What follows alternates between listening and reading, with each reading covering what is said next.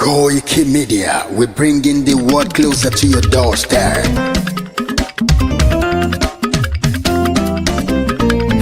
Koikimedia, Koikimedia, Koikimedia, we bringing the world closer to your doorstep. Koikimedia, Koikimedia, Koikimedia, we bringing the world closer to your doorstep. Àwa sálára àgbáyédá, àwa ló láṣà àti èdè. Gbígbédè lárugẹ nílẹ̀ Oòduà o, àwa gangan ni bàbá. Koikimedia, Koikimedia, Koikimedia, we bringing the world closer to your doorstep. They never sabi wetin we carry for her. But they move closer before they go sabi. I said they never know wetin we carry for body. But they move closer before they go sabi. Ọ̀kín lọ lọ́jà ẹyẹ, kìnìún ló ló lajú. Ẹyẹ tó torí kodò bí àdó ọ̀pẹ̀jẹ̀ lẹ́nu. Ká ṣiṣẹ́ fún ilẹ̀ bàbá wa, ká ṣiṣẹ́ fún ìlú bàbá wa, ká jùmọ̀ sowọ́pọ̀ ká lè kó Odùduwà. Odùduwà kò bá lè gbé wá.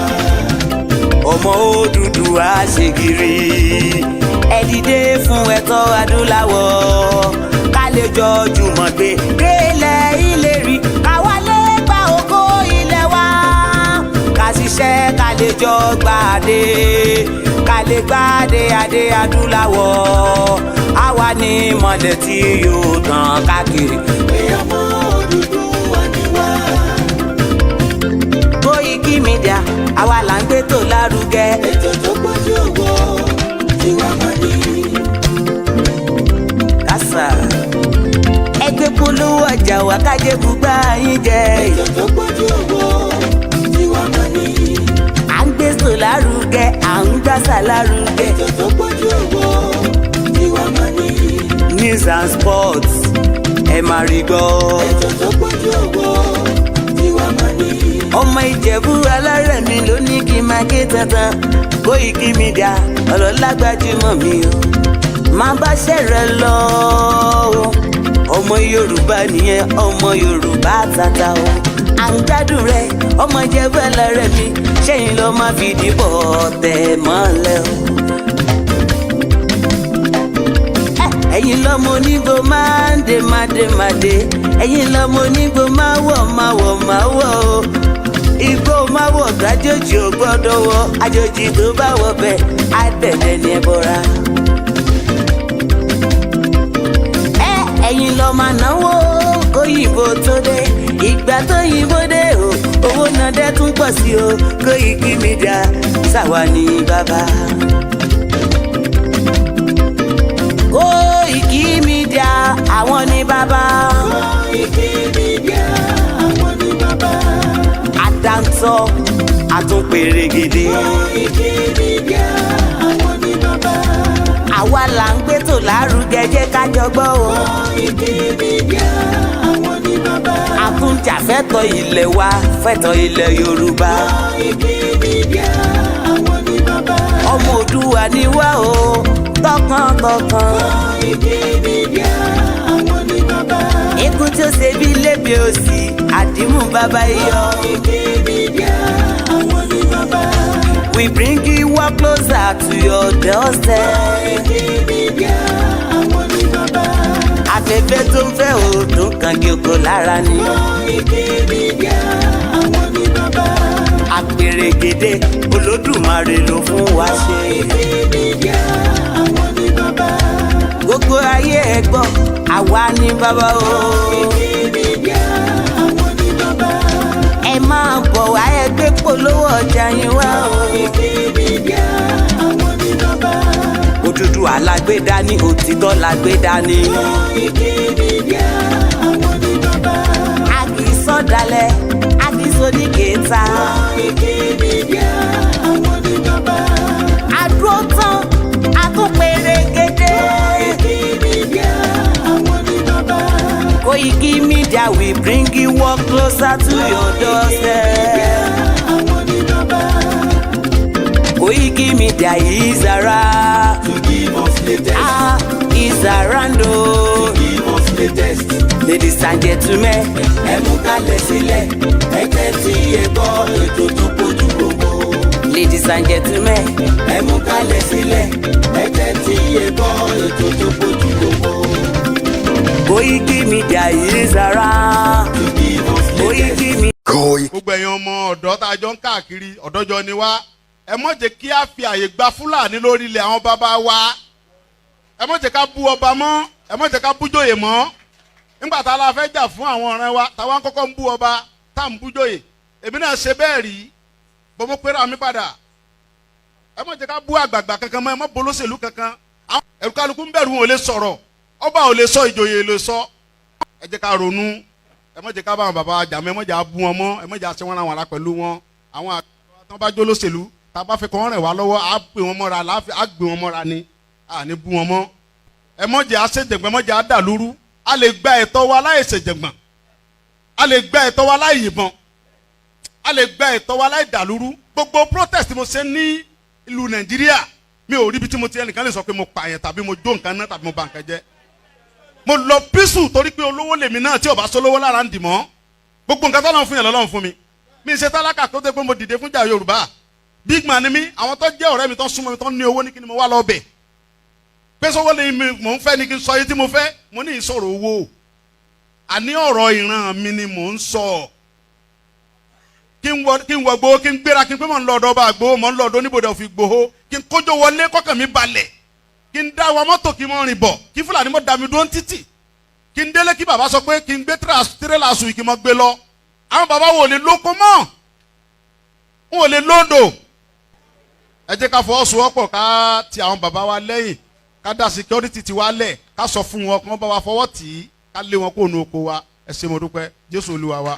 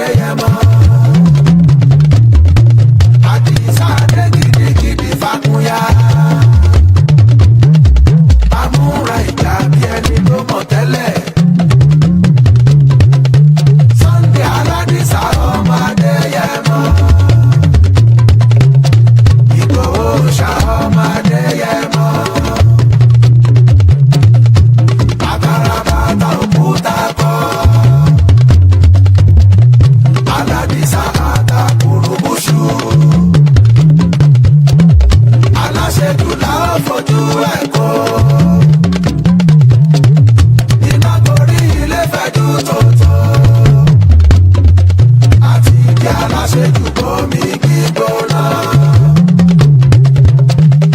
Abẹ́fẹ́lẹ́ ọkọ̀ irun yíyí.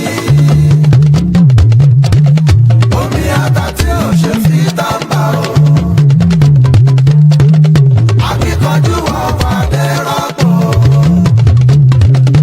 Sunday aládìsá ọmọdé yẹ mọ́. Ìgbòho ṣá ọmọdé yẹ mọ́. Lọ́jọ́ kẹwàá oṣù kẹwàá. Àádọ́ta ọdún díẹ̀ sẹ́yìn ni. Ìràwọ̀ ńlá yọ ní sánmọ̀ o. Ó ṣàkókan ìlú Ìgbòho. Àtọkùnrin àtobìnrin. Wọ́n ń pè lọ́dọ̀ wa ní Kódésì. Ṣùgbọ́n Ṣáìdílé Adéyẹmọ. Ìràwọ̀ ńlá yìí sọ̀kalẹ̀ sí o. Lọ́jọ́ kẹjọ wọ́n sọmọ ní Sunday o. Láláìsẹ́ni tó mọ ohun tí ó dá o. Ọmọ bá ń dàgbà ọmọ bá ń ra.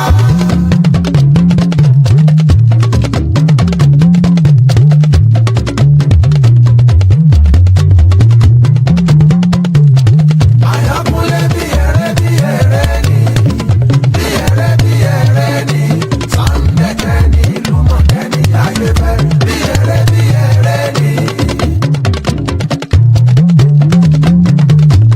Àdìsá máa bá ẹ délé bàbá rẹ̀. Ìgbòho mọ̀ọ́rẹ́ alágbàdo dé. Ọmọ àgbàpẹ̀tẹ̀ abẹ́ omi. Àdìsá adé ọmọ aládìkún. Aládìkún tí ó gbọdọ̀ sólógbó. Ọmọ fìrí pọ̀ nínú ilé o.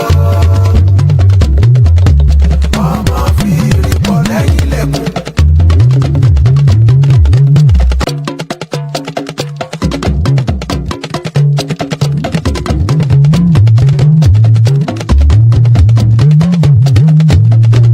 Àtọ́tọ́ wa rere, Àyànkúnlé mo tún ti dòde.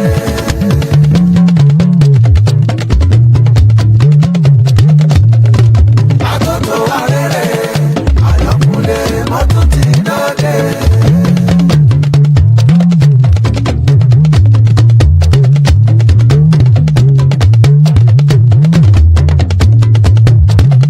Àyànkúnlé gbàngbàlà ṣáńtà o.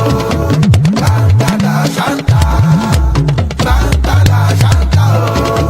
Gbàngbàlà ṣáńtà. Àṣàkìtà ní kọ̀rọ̀. Gbàngbàlà ṣáńtà. Àyànkúnlé ọmọ àyàn lọ́wọ́ o. Àyànkúnlé adóyin lápá. Bí mo bá níná ń jọ lórí omi o. Bẹ́ ò bá rí ẹ máa sọ pé rán.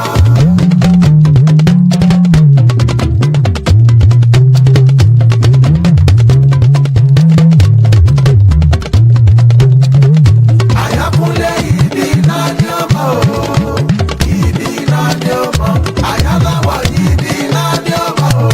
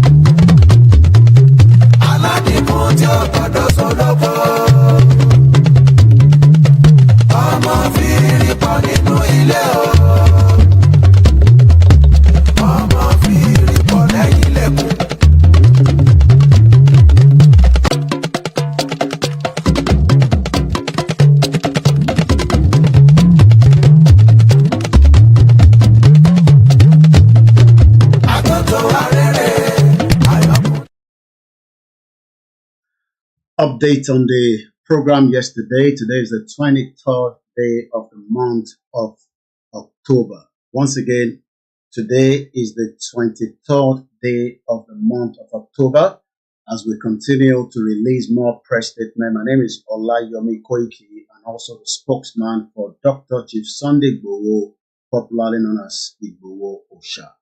And this is coming from the AOC solicitors and attorney Arase Chamber, and it goes like this. 72 beside Bova Station, Iwo Road, Ibadan, Oyo State, Nigeria. 23rd October 2024. Rejoinder on the alleged allegations of fraud leveled on Sunday Adeyemo, aka Sunday Igboho, published by the City News Nigeria by Akintoye Banji of AOC solicitors and attorney. It is disheartening to see a person digging spikes into the eyes of his benevolent as done by one Mr. Captain Ola Alufa to our client Sunday Adeyemo Igboho.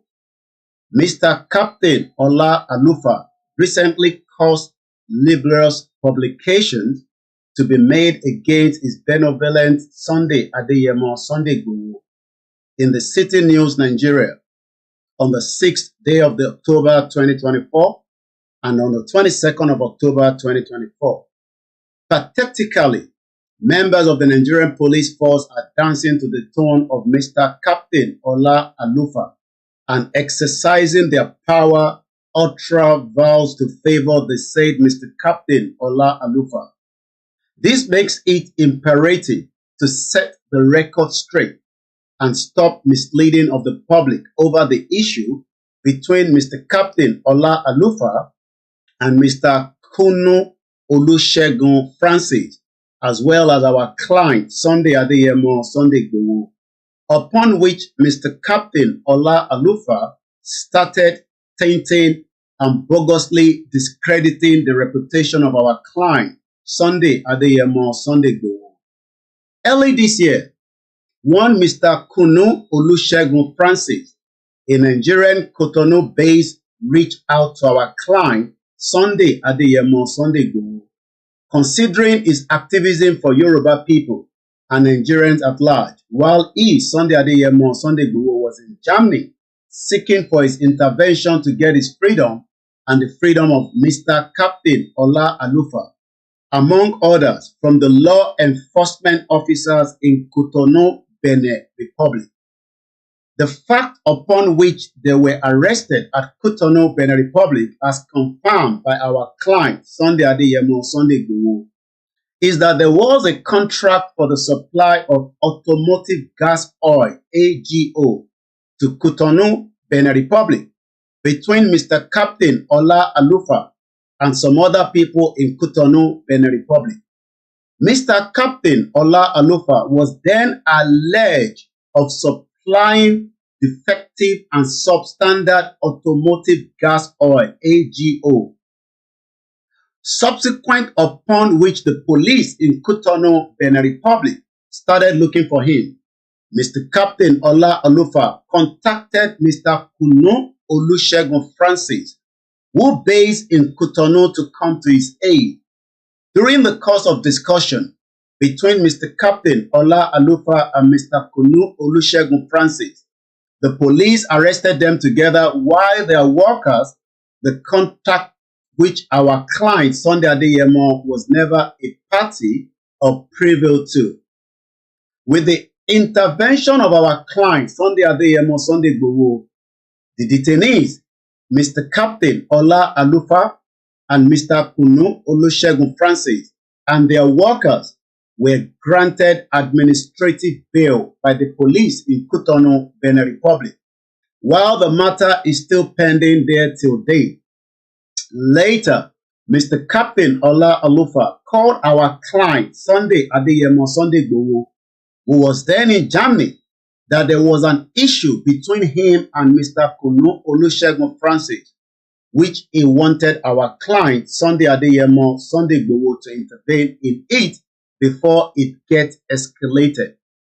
According to our client, he, Mr. Captain Ola Alufa, proposed the sales of the automotive gas oil to Mr. Kunu Olusegun Francis, and being a businessman who also deals in buying and selling of automotive gas oil, to get his case settled in Cotonou, the proposal which Mr. Kunu Olusegun Francis accepted.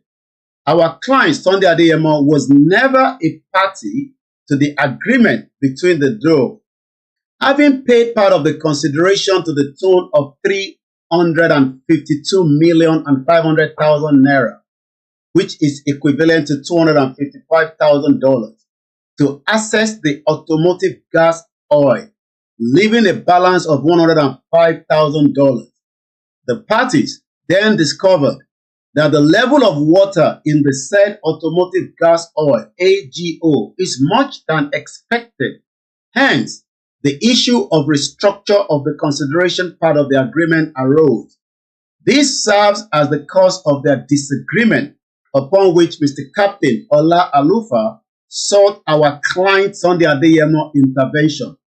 Our client Sunday Adeyemo Sunday Igboho then appealed to the duo to shift ground for each other in the interest of peace and nothing more.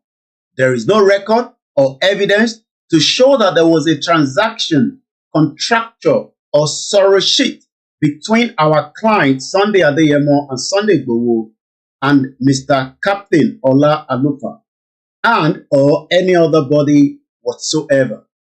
It came as a shock to our office and our client himself, Sunday Adeyemo Sunday Igboho, To hear that an expert order was obtained at the instance of Mr. Captain Ola Alufa to extradite and arrest our client over the contractual relationship is never a party to. It is very clear, we believe, that the above-mentioned news published by City News Nigeria, instigated by Mr. Captain Ola Alufa, was only used to malign and defame our client Sunday Adeyemo's integrity and defaming his character, which has caused serious injury to his standing credit and reputation before his colleagues, business associates, neighbors, friends, and well-wishers. They said Mr. Captain Ola Alufa is still needed to appear before the police in Benin, Cotonou, to defend himself in respect of the substandard automotive gas oil AGO brought against him in Cotonou, Benin Republic, as he jumped bail, which our client Sunday Adeyemo's intervention secured for him. On a last note, while our firm is not holding brief for Mr. Kunu Olusegun Francis, it is very pertinent to state that Mr. Captain Olufa is a known smuggler who deals in smuggling adulterated product, AGOs, to the neighboring countries, and this has necessitated the government of Benin Republic to place him on a wanted list.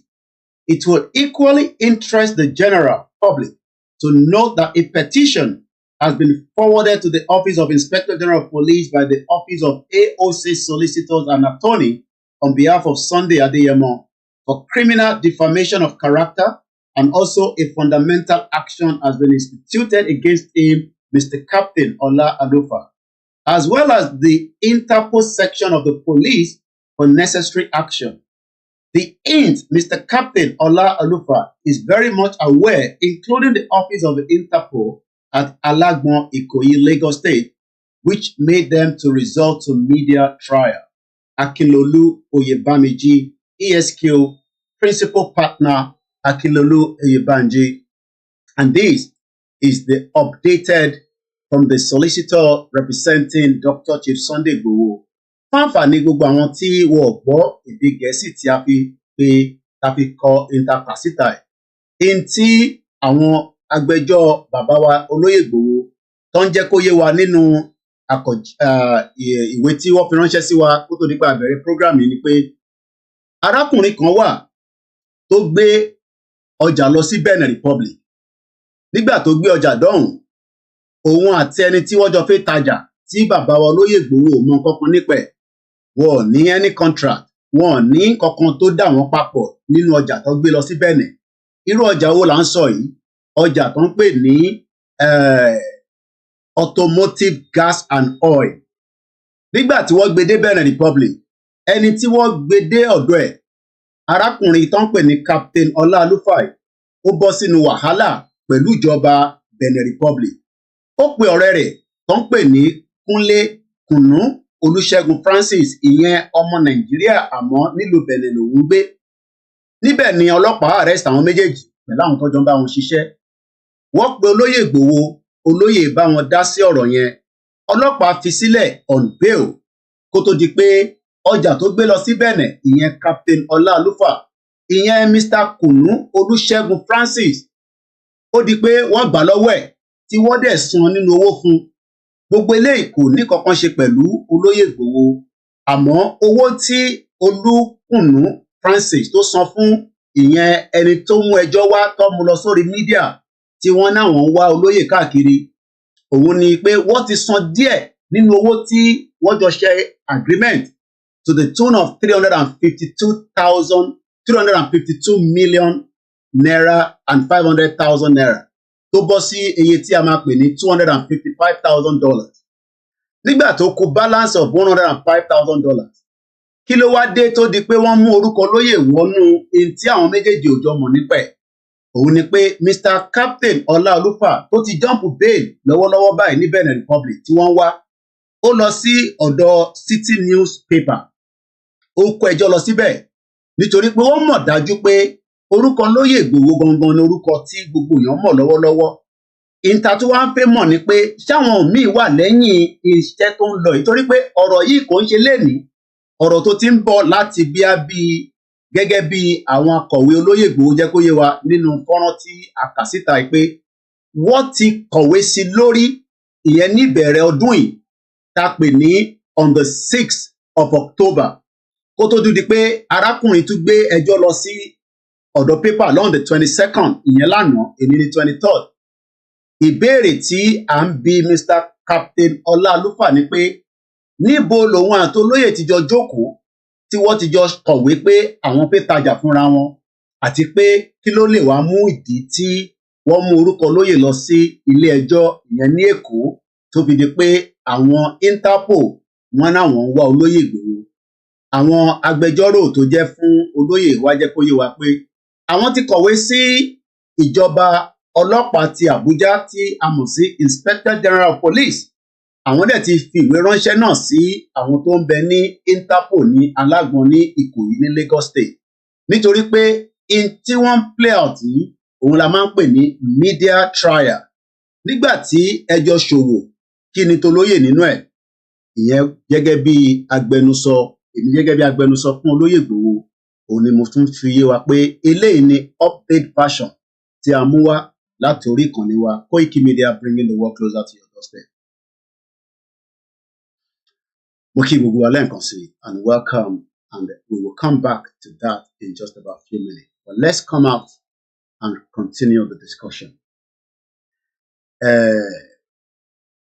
I remember nígbà tí mo lọ́lé ní 2021 I spent good amount of time to understand that Igboho was dealing with not just Yoruba nation, but was working tirelessly on a daily basis, solving problems that were not coming to the limelight of the public.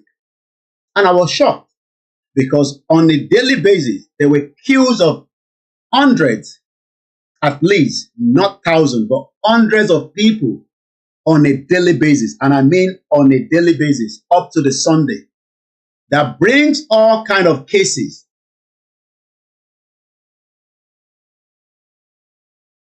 That brings all kind of cases to Igboho to be resolved. And that literally means that Igboho became what we would call Citizen Advice Bureau.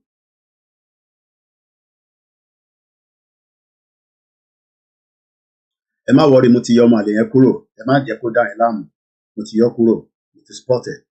So, at the end of the day, mo wá realize pé iṣẹ́ tí olóyè gbé dání kò ń sọ̀rọ̀ Yorùbá nation nìkan ẹni tó máa gbẹ́jọ́ ilẹ̀ wá ẹni tó máa gbẹ́jọ́ ìyá wọn náà wọ́n bàbá wọn náà wọ́n oríṣiríṣi case just like bí a ṣe mọ̀ pé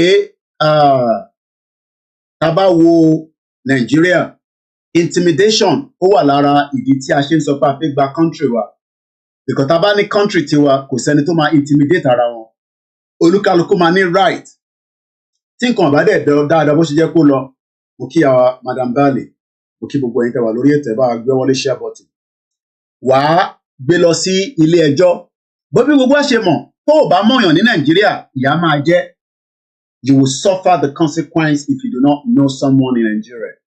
So that means that many people are looking for somebody like Igboho to come around and help them with many cases that they've tried to solve either amicably or because for one reason or the other. So that for me was one of the things that got me shocked nígbà tí mo lọ lé ní 2021 because I didn't realize that Igboho was also like another office that was helping many people to solve many different cases. But for the period of time I was with him, I now realized that Igboho was working heavily to make sure that many lives were saved. It's just a common sense that the average Yoruba man should understand that in tí Igboho ń jà fún kò ń jà fún ara ẹnìkan. Many people, even up to when we were in Belfast, at least while we were together, many calls were coming through for different problems problems upon problems, and people can testify to that. Àwọn tó bá ní problem yẹn, kódà ìyá wa kan lórí program wa ní bíbá called me and wanted to speak to Igboho because there were some crises that he need to deal with, and that is the reason why that we were telling many people that until tá bá kúrò nínú Nigeria ni a máa lè solve many problems. Igboho cannot resolve all the problems in Yoruba land. That is why we need a country that works. Our lórí program only, we call it anything our lórí program. All right, sorry later. All right. So, inti gbogbo agbọ́dọ̀ ní understanding is that just as what Igboho is fighting for, the least he will see is for somebody to be intimidated. Kọ́rẹ́yàn jẹ, kó fẹ́ lo ọlá agbára léyàn lórí. Because ẹni tí kò níyàn, tí kò dẹ̀ mọ̀yàn, will be looking for somebody like Igboho. And today, there is nothing that can solve all the problems that we are facing in Yoruba land until tá bá kúrò nínú Nigeria. Tá bá kúrò nínú Nigeria, aláǹfààní láti lè resolve multiple crises and problems can face nílẹ̀ Yorùbá. But tá bá refuse pé ká wà nínú Nigeria, kódà kò sí the amount of àwọn tí ẹ pè ní NGO tó lè solve problem yẹn, wọn ò ní lè solve ẹ̀. Ìdí tá ṣe ń pariwo pé kí gbogbo ọmọ Yorùbá fọwọ́ sí kí ìran Yorùbá lè tètè tú kúrò nínú Nàìjíríà. Àtàbádẹ̀ wo àkọlé ètò tí a gbé kalẹ̀ ní wákàtí, a rí pé ó dá sí who ta ni among láàrin ẹ̀yà ọmọ Yorùbá are against tí wọ́n tako independent Yorùbá country kó exit union tí wọ́n kó wá sí ní 1914 amalgamation àti tá fi lọ sí independent. Let me repeat that again. Who láàrin gbogbo ọmọ Yorùbá, ẹ̀yin náà máa kọ sí comment section. Láàrin gbogbo ẹ̀yà tí Yorùbá jẹ́ lẹ́nu, ta ló wà against kí ìran Yorùbá kó dá dúró, because àgbáyé ò sọ fún apá lè dá dúró, àti mọ̀ yẹn. Kò síbi kankan tó kọ sí pé Yorùbá people tẹ́ jẹ́ indigenous ẹ lè dá dúró gẹ́gẹ́ bí orílẹ̀-èdè. Ta wá ní àwọn tó ń takò, ta làwọn tó ń gbàbọ̀dè, ta làwọn tó ń dúró lé lórí pé ìran yìí ò ní dá dúró gẹ́gẹ́ bí orílẹ̀-èdè. Because tó bá jẹ́ pé gbogbo ọmọ Yorùbá fọwọ́ sí pé ká dá dúró ni, ìwọ̀nba ní eléyìí tá máa ṣe. So ta làwọn tó ń takò gangan, àti pé kí ni ìdí táwọn fi ń takò? Ṣé wọ́n ń takò pé kó support international community against wa ni, àbí kó support the agenda? Torí gbogbo ala mọ̀ pé there is an agenda. In tó bá dẹ̀ ti ní agenda nínú, agenda yẹn wọ́n máa fulfill ẹ̀. Agenda Fúlàní ni pé kó gbalẹ̀ mọ́ wa lọ́wọ́, ìyẹn lákọ̀ọ́kọ́. Fúlàní wá ready láti lo gbogbo tó bá ní láti fi gbalẹ̀ yẹn mọ́ wa lọ́wọ́. Àmọ́ ìjà wa tó kù máa wá accept, ìjà kan máa fold arms wa, ìjà máa jókòó lára reason táwa kan ṣe dìde nìyẹn.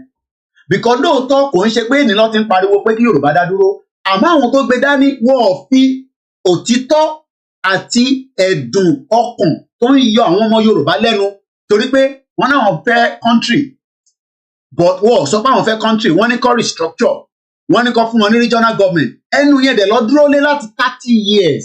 Kódà béèyàn bá ń lò nǹkan fún 30 years tí kò bá dáhùn, ó jẹ́ ká lè switch. Kí ló dé táwọn yẹn tó wá ń pariwo pé kí ìran Yorùbá dá dúró láàrin restructure àti regional, nígbà tá lè dá dúró gẹ́gẹ́ bí orílẹ̀-èdè kan lágbàáyé tó máa ní independent tiẹ̀.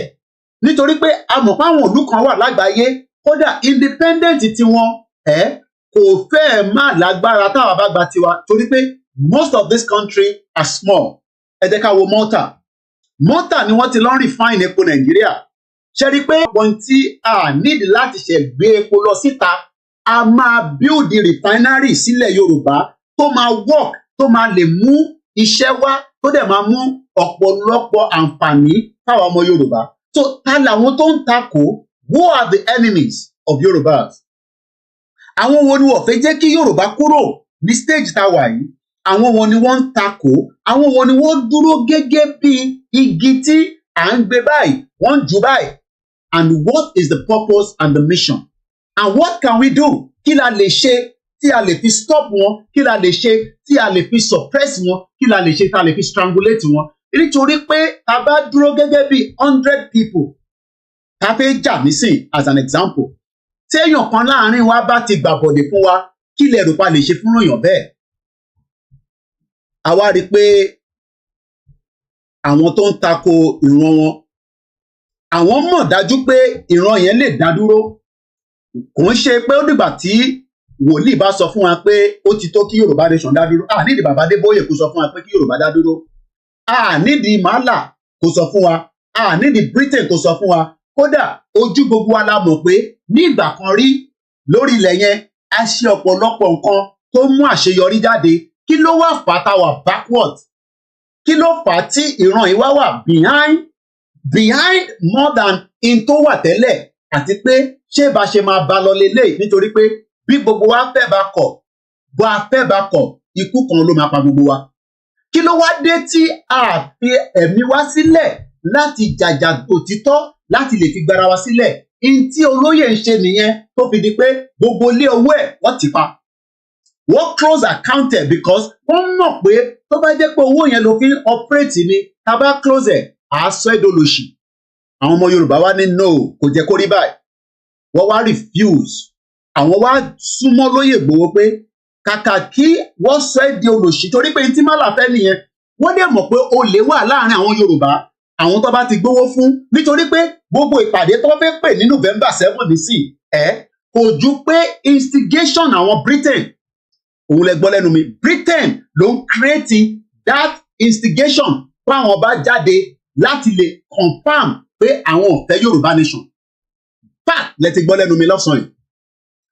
British government àti àwọn tí wọ́n jọ ń ṣèjọba ìlú yìí, àwọn ni wọ́n ti pe àwọn ọba ilẹ̀ Yorùbá pé tẹ́ ẹ̀ bá jáde láti disagree pẹ̀lú àwọn Yorùbá nation a máa activate gbogbo ohun tó yẹ ká ṣe fáwọn tí wọ́n gbé lẹ́tà wá.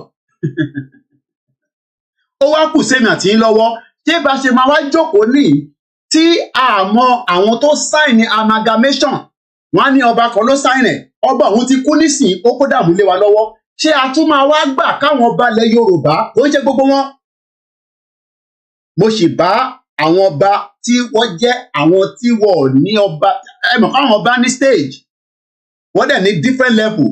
Àwọn tó wà ní bottom àwọn ń tara pé ìtagbédá ní òtítọ́ ni, àmọ́ àwọn tó wà lókè tó jẹun kúná dáadáa káwọn ọmọ wọn tó ti fún wọn ní scholarship torí pé òyìnbó mọ bó ṣe mú wọn, wàá béèrè lọ́wọ́ wọn pé ọmọ mélòó lẹ fẹ́ fún ní scholarship, wàá gbé scholarship lé wọn lọ́wọ́.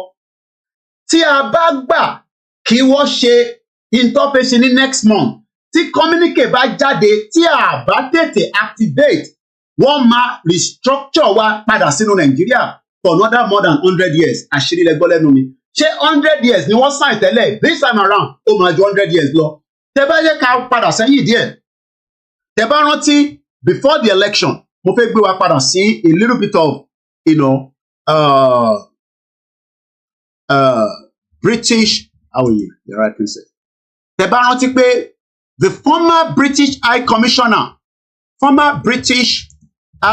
Commission to Nigeria, ó rin àwọn ìrìn kan kó tó di pọ́ kúrò.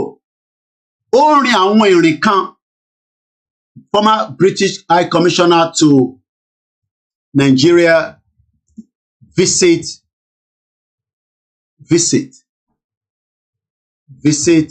to Aláàfin. Now, ẹ jẹ́ n padà sí átíkù yẹn. Mo kí gbogbo alẹ́ nǹkan sẹ́gbẹ́ ó lè share button because ìpàdé tó ń bọ̀ ní November 7 ó dá lórí pé wọ́n fẹ́ kó wa padà sínú amalgamation. Òun lẹ ti gbọ́ lẹ́nu mi yẹn. We are going back into amalgamation if we all sleep and allow our kings to endorse Britain to keep Nigeria together for many more years. Mumbo, mo kí gbogbo alẹ́ nǹkan sí.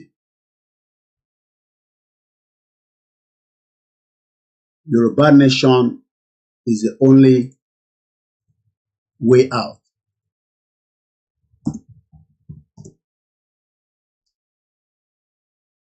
Mo kí gbogbo ọmọ Yorùbá lẹ́ẹ̀kan sí. Mo kí wa pé a kú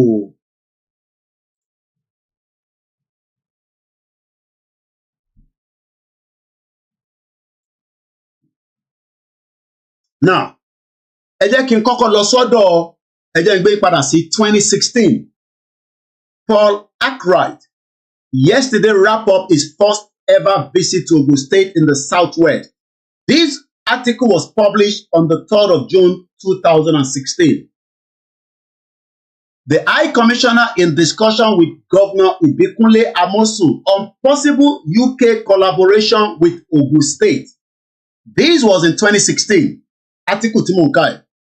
Some highlight of the two-day visit, which commenced on Wednesday, 1st of June 2016, included calls on Ogun State Governor, former Ibikunle Amosun, and the former Nigerian President Olusegun Obasanjo, tí Obasanjo wá ń sọ nísìn pé òun ò ní faramọ́ Oduduwa Republic nítorí pé òun believe in one Nigeria, so kò sí kankan tó ń jẹ́ Oduduwa Republic lọ́dọ̀ tòun. I'll come back to that in that article. But let me bring my screen up. Share the program because it is important that many Yoruba people know what is going on, because many of us are sleeping and they're about to sign another agreement to keep Yoruba people within Nigeria. So, now, let's go through it. Now, Teba Article tí mo fi hàn wá ní, this was less than 24 hours ago. While all these allegation upon allegation against Igboho, Obasanjo quickly came out. One need Obasanjo kó sọ̀rọ̀, but Obasanjo is not strong enough to send the message to the international community. The international community is now monitoring what is going on in Nigeria because one mọ̀ pé ogun lè bẹ́lẹ̀ ní Nigeria, and tó ogun bá bẹ́lẹ̀, they will hold the government of Nigeria accountable for any loss of lives. Now, what they need now is Britain to tell our kings àwọn balẹ̀ Yorùbá pé tẹ́ ẹ̀ bá tètè ṣe ìpàdé kẹ́ sọ fún àgbáyé pé ẹ̀yin ò fọwọ́ sí pé kí Nàìjíríà pín nísìn. That means that whatever consequence tó bá dé sálẹ̀, you might also be part of it as part of the player. Àwọn ọba yẹn wá sáré pé ìpàdé. Òun ni ìpàdé tó fẹ́ ṣe ní November 7. First and foremost, Igboho is not going to attend any meeting in Nigeria. I can confirm that officially.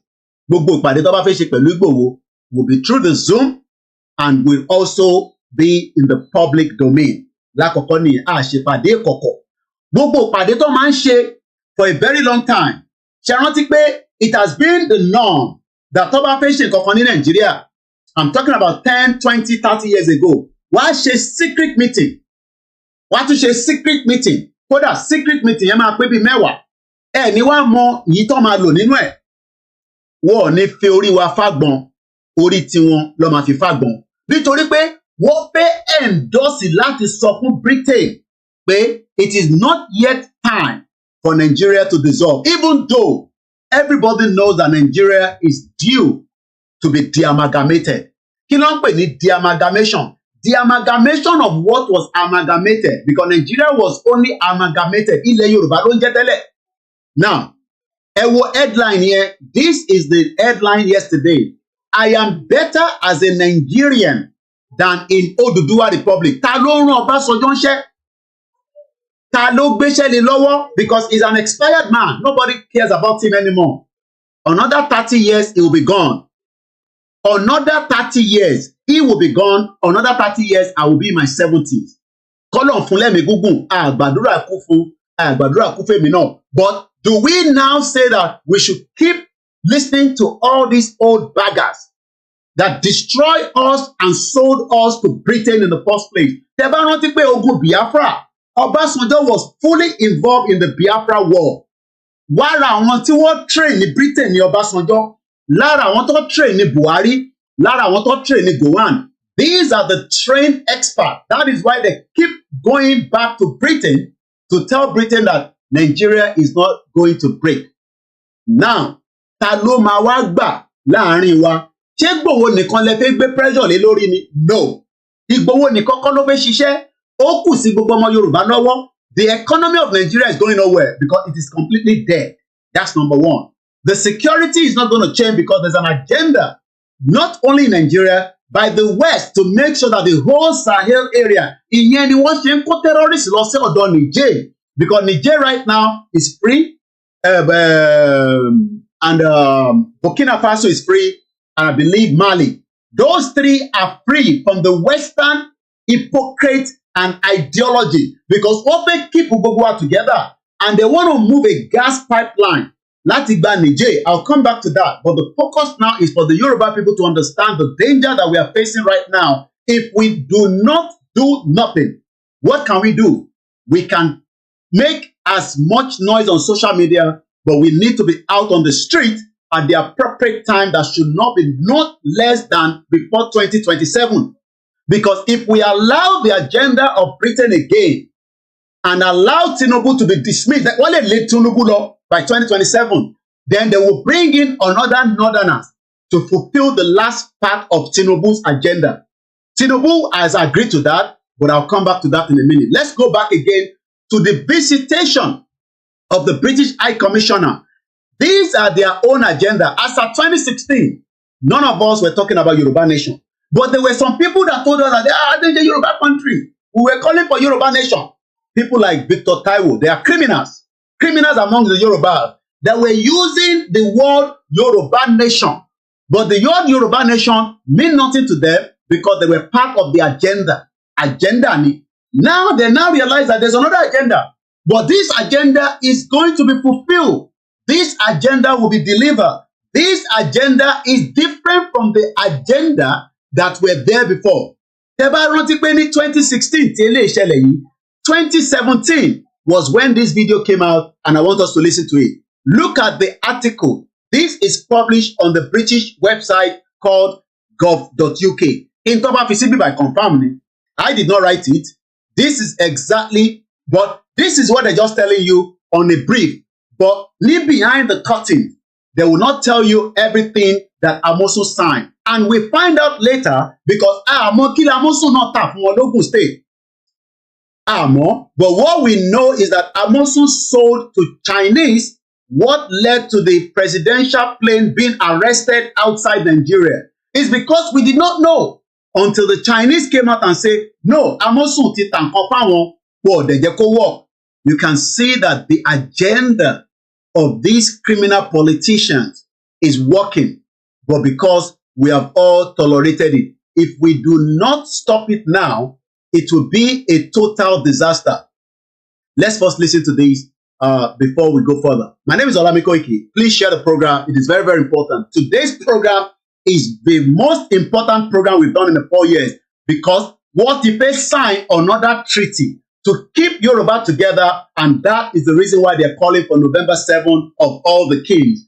I don't know who of the king is going to be there, but what I can tell you is that there is an agenda to sign the Yoruba people back with the British amalgamation that has already expired, because what very new agreement here, and they will not tell you this, but in terms of power, everything will be fine.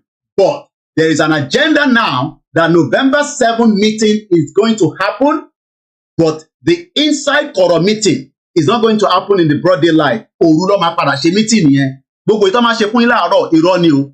Gbogbo ìtọ́ bá televise fún yín láàárọ̀, irọ́ ni o. Ó di òru ló máa gbé document lé wọn lọ́wọ́ tó lúkálùkù máa tọwọ́ bọ̀. Wọ́n fẹ́ sign Yorùbá padà sí amalgamation tó ti expire. Tẹ́yìn ọmọ Yorùbá bá gbà. Torí pé èmi nìkan kọ́ lọ́mọ Yorùbá, Ìgbòho kọ́ nìkan lọ́mọ Yorùbá, bàbá Akintoye kọ́.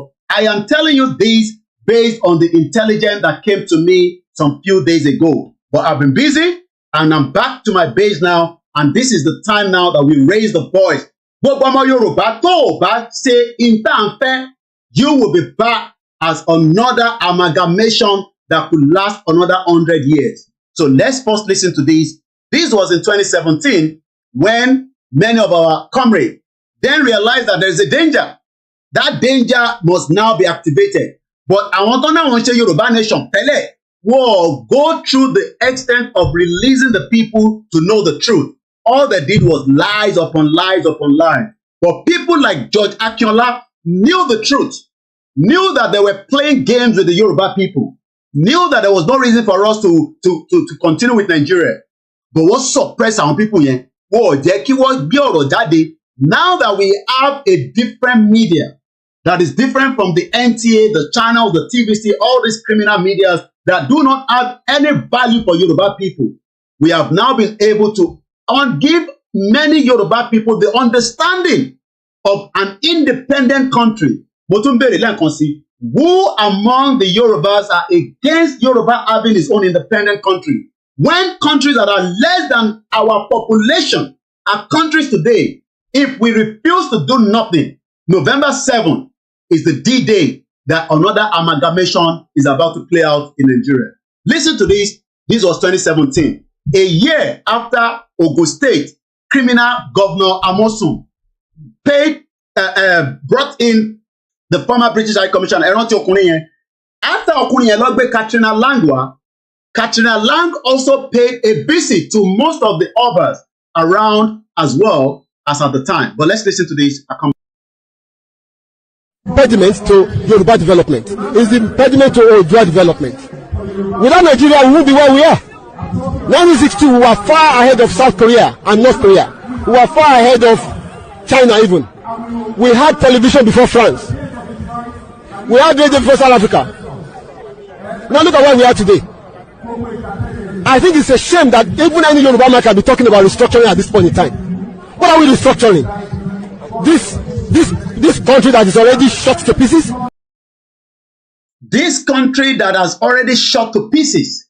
This was in 2017. This was when this comrade realized the truth. But most of us abroad, we were busy working, sending money home, being used as statistics by the World Bank and the IMF and the Nigerian government as another number. They refused to allow the diaspora to have a diaspora voting. Yet, we did not have a say. But we were pumping money back home. Billions of dollars of diaspora money, including mine, because we thought that was the only way to save the lives of our people. We did not realize that the only way to save our people was to exit the contraction called Nigeria. On November 7, 2024, they are planning to sign a new fraudulent amalgamation to keep Yoruba people within Nigeria, and we must not allow such to happen. Let's go back to the video. I don't think that's what we want. But they are always talking about giving Nigeria a chance. They are always talking about giving Nigeria a chance. That is exactly what Ofe play again. We had all the obas, we had all the politicians. Was inside one of the biggest, most important stadium in the world called Adamasingba, even though the standard is not very good due to the fact that Nigeria took it away from us. Now, what they did in 2017 was to tell all the Yoruba people, Emma not dibo more, because it is not about even the voting that will bring you back into Nigeria.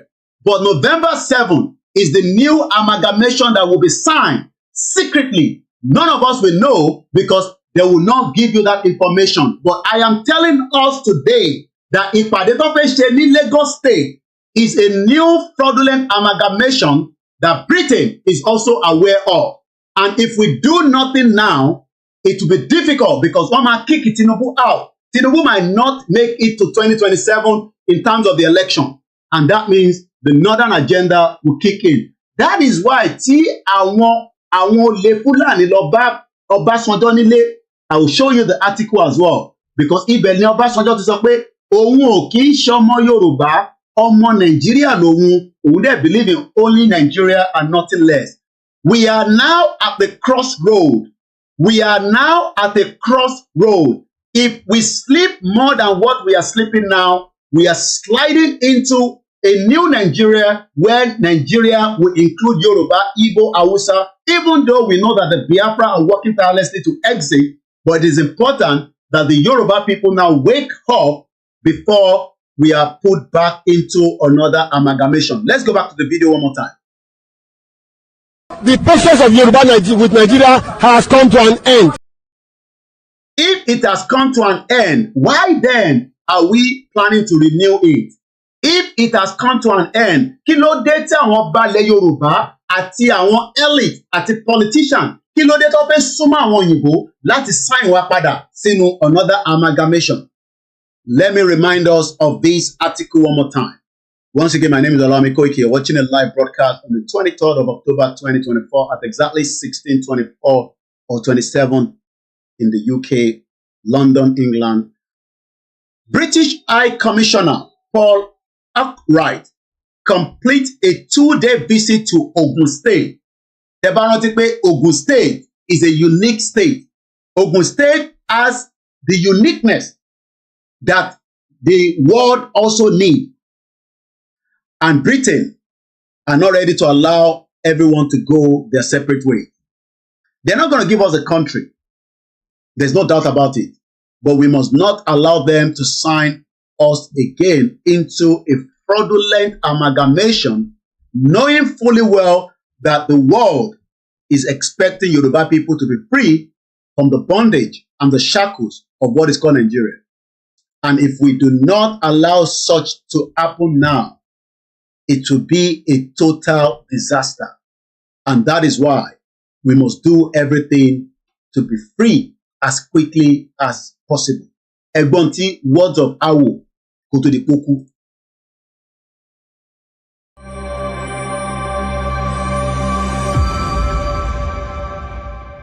The welfare of millions of people for generations to come may be affected by the wisdom which we here display. If Nigerian leaders and our British partners are to prove themselves worthy of their trust, now is the time for us solemnly and truly to dedicate ourselves to seeking the greatest good of the greatest number of our people in Nigeria.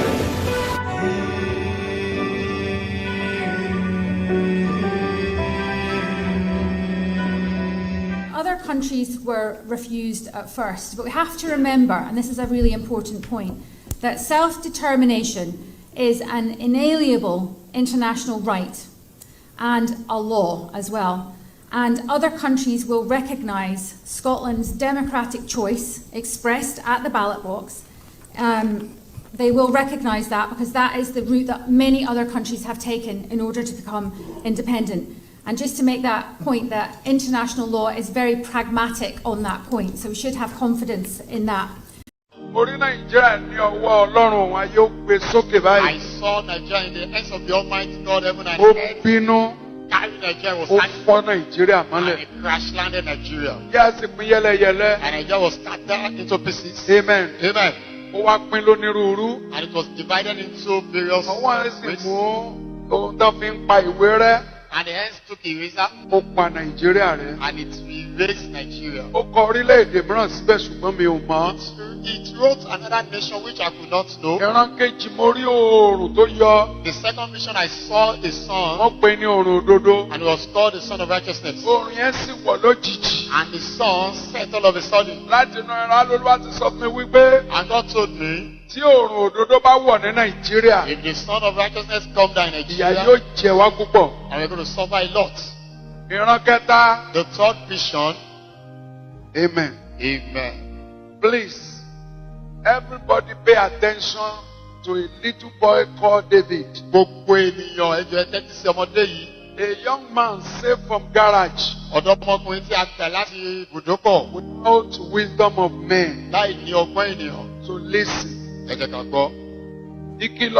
Warning.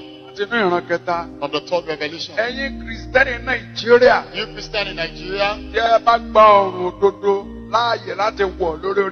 If you allow the Son of Righteousness to go down in this nation, we are going to all suffer. Kristẹni bá ti collapse. If the righteousness of Christian has been collapsed, Ọ̀tá máa ń lágbára lórí wọn. the enemy will prevail or have power over Ohun them. tó ṣẹlẹ̀ sí gbogbo wa ní orílẹ̀-èdè ni pé What happened to all of us in this nation òdodo is ṣubú kò ní ìgboro wa. righteousness has fallen or Kò collapsed. sí òdodo lórí pẹpẹ. There is no more righteousness in the Sí altar, òdodo nínú no ìjọ. more righteousness in the church. Òwe Yorùbá wá ṣẹ mọ́ wa lára. And the Yoruba didn't come to pass on us. Olóòótọ́ ìlú ni òṣìkà ìlú. The righteous one in the city is the Gbogbo wa wicked ní one. sọ òdodo ẹ̀ ń gbìyànjú láti pé ká pa ẹnu All wa of us mọ́. speaking the truth, you are trying to silence us. Ó kọ́ kankan sórí ẹ̀rọ agbóhùnkáyé I lọ́sẹ̀. wrote something on the Facebook this week. Ẹ̀kan ní dáàdi díẹ̀ rọra o. Somebody said that easy, easy. Ṣùgbọ́n ohun tí mo sọ mo mí ni. But what I said, I mean it. Tí o sọ ní sọ gbangba. I cannot talk in the secret that I Mi ò cannot say it in the public. mọ̀ pé wọ́n fi ń rìkọ́dù gbogbo ohun tí mò ń sọ. I don't want hearsay. Mi ò fẹ́ irọ́ àti wọ́n ní wọ́n pé ni mo fi ń lo smartwatch. I don't want lie and hearsay. That's why I'm using Anybody smartwatch. talking around me is on record. Ẹnikẹ́ni tó bá sọ̀rọ̀ láyé káàbí àti Whatever I'm ìkàlẹ̀. saying kò ní ìdíkan ṣe wá gbé sọ fún Ohun ọ. gbogbo tí mò ń sọ, you don't need to be told. Ìrànlọ́wọ́ Kristi. The help of the Ohun Christian. tí mo fẹ́ fi encourage wa rèé. But my word of encouragement to us Àkọ́kọ́ ni pé kí gbogbo àlọ́ jíjí òdodo. was that we should go and revive. Gbogbo àtàkùrà wa ní Kristẹni lórílẹ̀. All of us, we call ourselves Christian in this nation. Owó àti pa. We are after money and position. Òdodo ṣubú kúrò nínú ìjọ. Righteousness are falling away from the Òdodo church. ṣubú kúrò lórí pẹpẹ. Righteousness has fallen away from the Òdodo pulpit. ṣubú kúrò lágboolé kọ̀ọ̀kan. Righteousness has fallen away from each Òdodo family. ṣubú nínú ayé àwọn ènìyàn. Righteousness has fallen in the life of people. Ẹnìkejì ń tan ara wọn. The neighbors are deceiving themselves. Olùṣọ́ àgùntàn méjì ìrọ́nà fi ń bá. Pastors relating together with lies. Olórí ń fi ẹ̀tàn bọ́ ọmọ ẹ̀yìn lò. The leaders are relating with the Ẹ̀tàn náà followers in tan lies. olórí. And the followers Gbogbo are ìwé deceiving. ìròyìn wa lórílẹ̀‐èdè ó kún fún irọ́. All our newspapers are full of lies. Wọ́n náà pa ẹnìkan lọ́nà rẹ̀ Somebody lọ́sẹ̀. was killing along the Ore express road. Secretary to government ó ní àmúrọ̀bà. And the secretary to the government said he was still armed Àwọn robber. tí wọ́n attack wọn ní kì í ṣe àmúrọ̀bà pé Fúlàní ló attack Those, wọn. the victim said it Ìjọba was ń parọ́. armed robber for Fulani. Ilé ẹ̀rọ tẹlifíṣàn ń parọ́. Government was lying, media was Radio lying, ń parọ́. Radio. Tó bá lélẹ̀ yìí tó sòótọ́ náà àwọn rédíò If wọ̀nyí. there's anyone that say truth, Ìjọba nìkan lọ ti pa. the government will ask them to go and shut À them up. ń fi èké ń tu ayé ara wa. We are using lies to arrange our Òdodo ní life. gbé orílẹ̀-èdè lékè. Righteousness exalted the nation. Orílẹ̀-èdè tí òdodo rẹ̀ bá ti ṣubú Any nation that righteousness has yóò collapsed ṣubú náà ni. will fall as well. Ohun kan ni mò ń sọ lórí Nàìjíríà. Only one thing I'm laying emphasis on today, Tún sọ. and I will continue to say it. Margaret Thatcher ló sọ nígbà tó fíìsìtì Nàìjíríà. Akintoye said it when she visited Nígbà tó jẹ́ Nigeria. Prime Minister UK. When she was Prime Minister of the Ìyẹn United ti kú ní Kingdom. ìsìn. The woman is dead now. Nígbà tó wá sí orílẹ̀-èdè When she came to this tó nation, wo gbogbo ìṣe wa. that look at all Ó our ní things. Nàìjíríà is an artificial country. Ó ní Nàìjíríà jẹ́ orílẹ̀-èdè tí a tọwọ́ ènìyàn ṣe. Built on faulty Tí a foundation. gbé lórí ìpìlẹ̀ tí ò tọ́, Proper structure. láì ní ìpìlẹ̀ tó fìdí múlẹ̀. Bẹ́ẹ̀ ṣe rí gan nìyẹn. And that's how it is. I keep on saying it. Mò ń sọ, Nigeria is an artificial country. Nàìjíríà jẹ́ orílẹ̀-èdè tí a tọwọ́ ènìyàn dá. Gbogbo ẹnu ni mo fi sọ láìsí All ibẹ̀. my house without Bí mo apology. láǹfààní ní gbangba màá sọ You bẹ́ẹ̀. are privileged to say publicly, I will declare. Nigeria is an artificial country Nàìjíríà jẹ́ orílẹ̀-èdè tí a tọwọ́ built ènìyàn dá. on faulty foundation A gbé lórí ìpìlẹ̀ tí kò without dá. proper structure. Láì ní àwọn ìgbékalẹ̀ And we tó keep dá. patching it. A sì ń mọ à ń. Ìgbé tá a bá fi tọ́mọ, Any house we used to throw the ìrì child, ló máa wo kalẹ̀. definitely deal with collapse. Òdodo ní gbé orílẹ̀-èdè lékè. Righteousness exalted the nation. Irọ́ làwa fi ń kọ́ And we are orílẹ̀-èdè. using lies to build our own Kò nation. sígbà tí ò ní wó. There is no way we will not collapse. Ọgbẹ́ ènìyàn ò lè tó ìlú. The wisdom education of man cannot Ọgbẹ́ have ènìyàn ò lè tó ìjọ. The wisdom of man cannot have in church. Kìrìsìtẹ́nì kì í ṣe pé mo kàwé. Christian is not about education. Ìwé dáa. Education is true. Ṣùgbọ́n What bíbélì pé the Bible says, ìwé a máa pani. letter killeth. Ẹ̀mí ní sọ ní The díà. spirit that quickeneth. Amen. Amen. Now gbogbo ọgbẹ́ ènìyàn All the wisdom and philosophy of man tó ayé kò tó orílẹ̀-èdè. cannot arrange this world or nation. Àwọn professor lórí economics ò The níye. professors on economics are numerous. Wọ́n lè yanjú economic They in cannot Nigeria. settle the economic problem of Nigeria. Ìkànnú ọ̀jọ̀gbọ́n economics lórílẹ̀-èdè. One of the Ó professor in ní economics. Nigeria economics a galloping economy. Ó ní ọrọ̀ ajé Nàìjíríà ó jẹ́ èyí tó ń lọ sókè Ṣubú ṣeré ni. ṣubú ṣeré ni o. Wọ́n sì yan prime minister minister for petroleum tuntun. They have just appointed a new minister of petroleum. Ó ní àlè continue pẹ̀lú 145 by ní. And he said we can't continue with 145 per Ajala Àbídá fekun. except we had to eat. Á fekun kò yanjú We ìṣòro wa. had and had to eat. It couldn't solve our problem. Now Mi ò tí ì ráyè ti Nàìjíríà. I don't have time for Nigeria now. Kristẹni ni mo fẹ́ bá sọ̀rọ̀ But I want lónìí. to talk to Christian in Nigeria. Ìrànlọ́wọ́ Kristẹni. The help of Christian. Tálà ń pè ní Kristẹni. Who is a Christian? Kì í ṣe Paul. You know? This is 2021. Some people are already getting ready to kill themselves over 2023. And they don't even know whether there will be 2023. They don't even know if there is 2023, whether they will still be around. There's nobody here who can say for sure that we will still be around by tomorrow. Nobody. It is God who determines who will still be around by 2023. Somebody said to me, sir, who do you think should be president in 2023? I said, president of where? He said, president of Nigeria. How are you sure there will be Nigeria in 2023? How are you sure? Can you swear? I pray there will be, so don't misquote me. You can see the difference between two different pastors or prophet or man of God. While one was factual, that Nigeria is galloping, the other one was pepe, unsure or so. So the agenda to keep Nigeria together has now kick-started just after the 12th of October this year, when they now realize that this agenda of Akintoye and Igboho and many of us is not a joke. What they realize now is the earlier they get rid of us, the better for the mission and the vision of Britain and the rest of the world in keeping and managing Nigeria. The letter that was delivered, that many people are saying that it does not have any value. The letter that many analysts, from the crazy ones and the stupid ones and the ones that are bomb bastards, that cannot process that the Yorubas are bigger than Malta, that is refinery that refine your crude oil, that the Yoruba that are bigger than Finland, that the Yoruba that are bigger than Belgium, the Yoruba that are bigger in size, in the land, in the waters, in intelligence, but the same Yorubas are more than happy for crumbs. And that is why, if we give room again, Nigeria will be amalgamated and it will be a disaster for every one of us. It's not about Igboho anymore now. Ó kù sí gbogbo wa lọ́wọ́ báyìí. Gbogbo ẹni tó bá ń gbọ́ ètò yìí, intelligent tó dórí desk mi ni pé they are going to sign a new amalgamation on the 7th of November this year. But listen to this.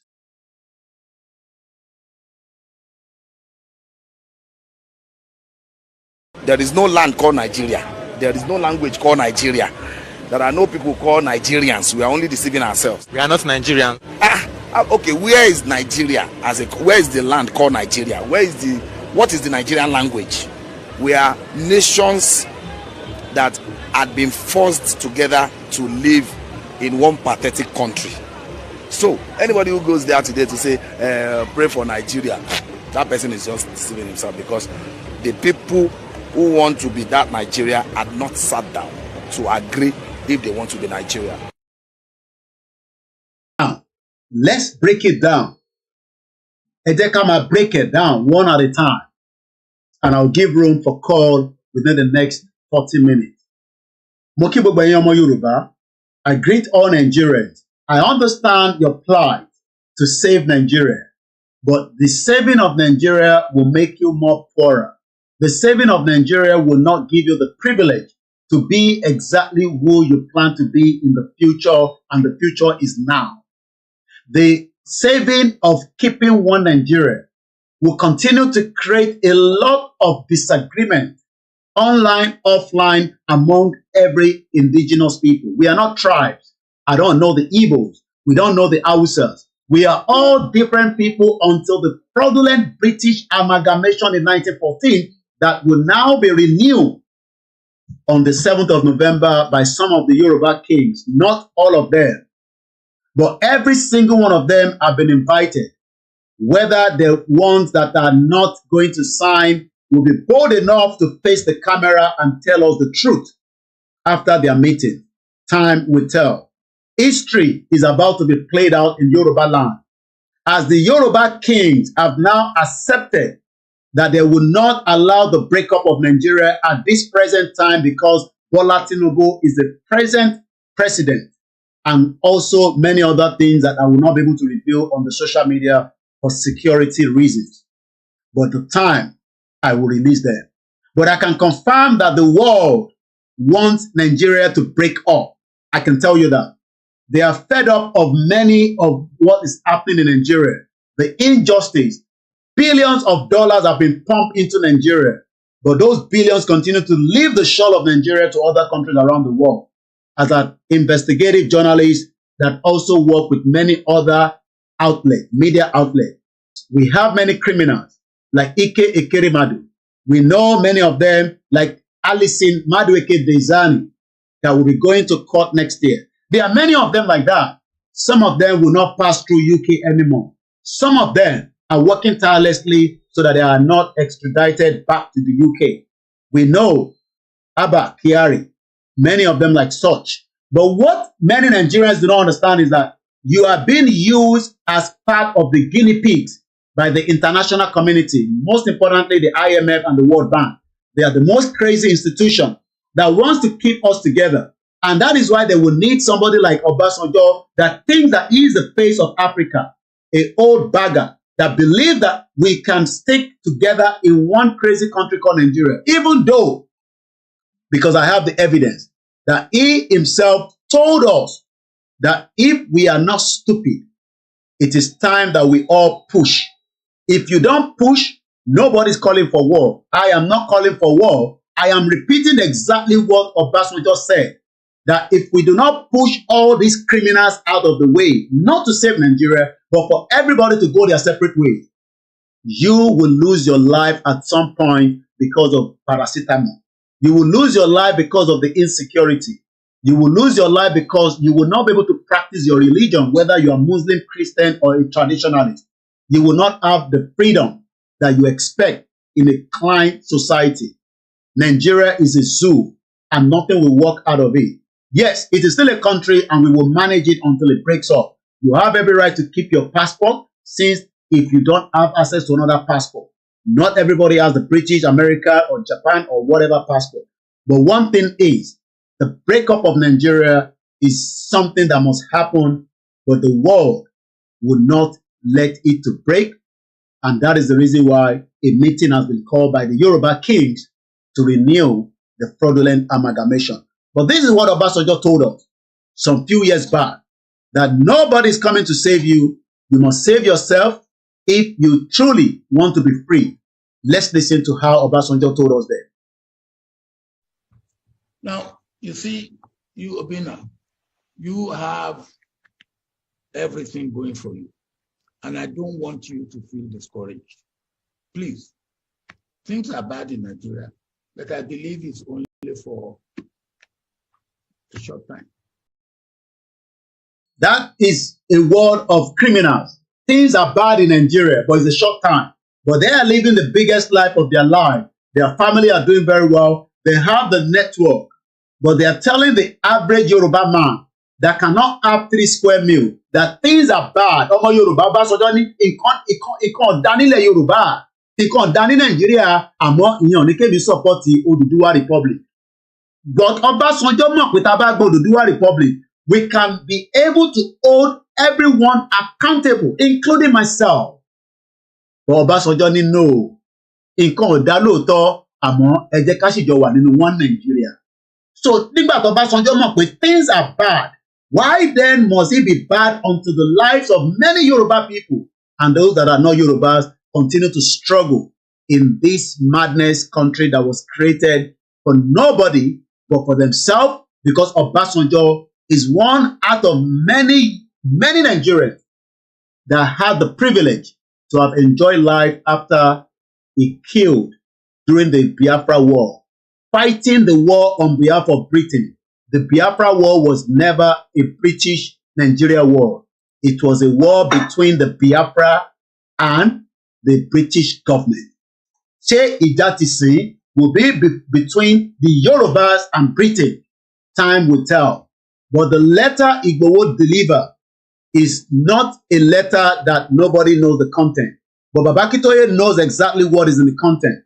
And nobody, and I repeat, not even the British High Commissioner have any right to discuss on that letter because it is a confidential letter and to remain confidential until the breakup of Nigeria. The country Nigeria is now imminent to break up. But what we are saying is it can be done peacefully and it still can be done peacefully. But we know that the agenda is for them not to allow Nigeria to break. And that is why one thing we ìpàdé ní November 7th, the intelligence is stated clearly. 2 different meetings will happen on the day. One will be deceiving us. The other will make sure that the Yoruba people will continue to remain one Nigeria, whether you like it or not. Owa kù sáwa lọ́wọ́. It's not about Baba Akintoye. It's not about Igboho. It's now about every Yoruba to tell Obasanjo that we are tired of Nigeria and you have no say to the life of Yoruba people. It is now us to decide. You will not decide on our behalf anymore, regardless of who you are or your status or whatever your agenda to one crazy Nigeria that was never a country before the 1914 amalgamation. Let's go back and listen.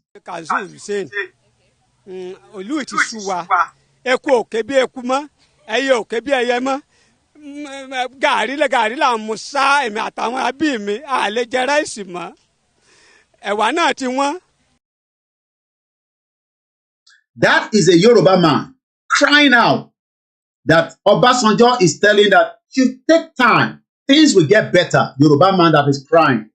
Things will get better. Obasanjo said so some few years back. But it is entirely up to Yoruba people to stand up and defend what belongs to them. Yoruba territory belongs to us, does not belong to Britain, does not belong to America, does not belong to any crazy international community. And we will defend that territory. We will not be able to fight it from here in Britain. We will not be able to fight it from America. But we can fight and defend the territorial ground of Yoruba land on that soil. Eni maku lo maku, eni maye lo maye.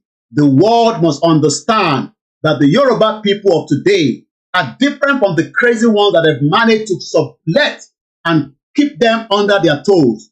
This generation will work tirelessly so that we can be free from the shackles of the international community, so that we don't need to japa to any madness country, so that we can be staying in this country for 15, 20 years, 25 years, and looking for stupid immigration papers.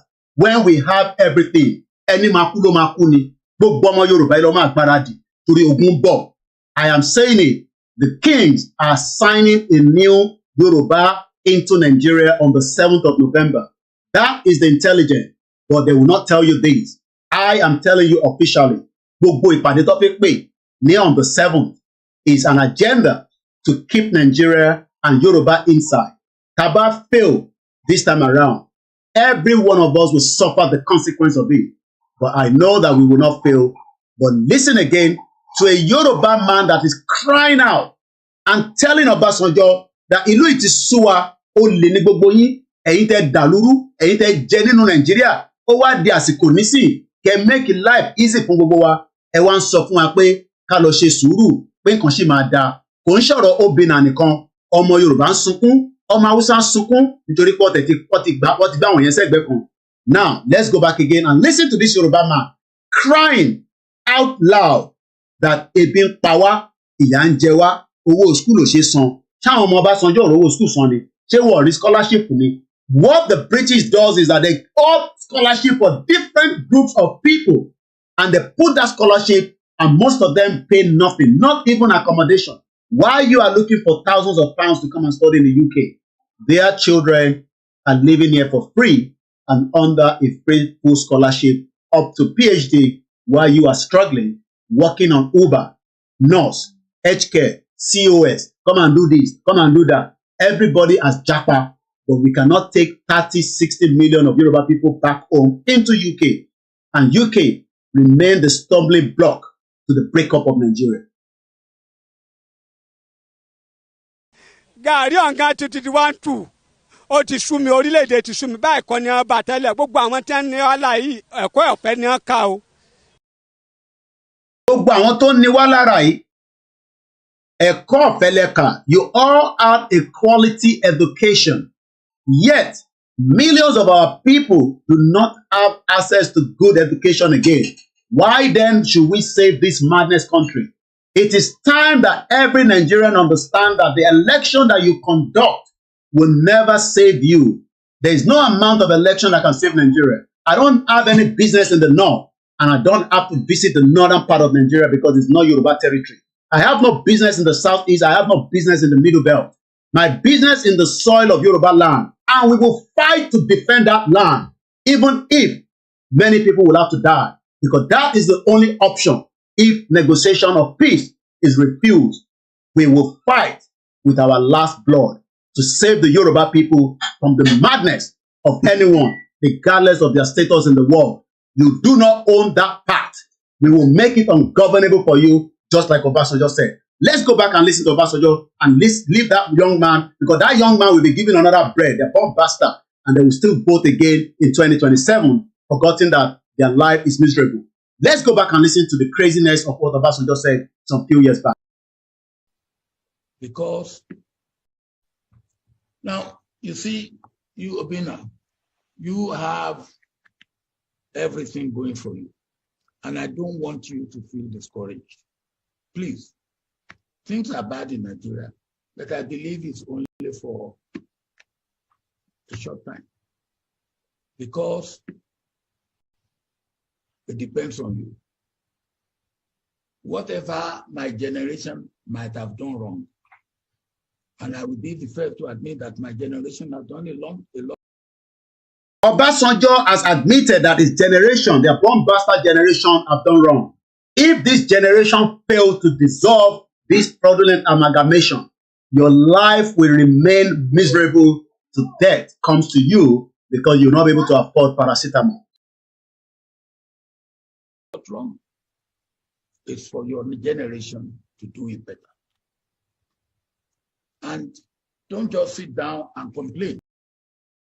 Many Nigerians are sitting down and complaining. The time for complaining has ended. Gbogbo ọmọ Yorùbá, gbogbo chichi-chacha nínú group. Olúkálùkù ló máa múra sílẹ̀, because we will come out, and we will come out in force. We will come out to defend the territory of Yoruba land, from Kwara to Kogi, from Ondo to Osun, from Oyo to Lagos to Ogun State. We will defend every part. Ẹni máa máa kú ló máa kú ni, ẹni máa yè ló máa yè. We will make sure that that territory is no longer governable for anyone until the dissolution of Nigeria.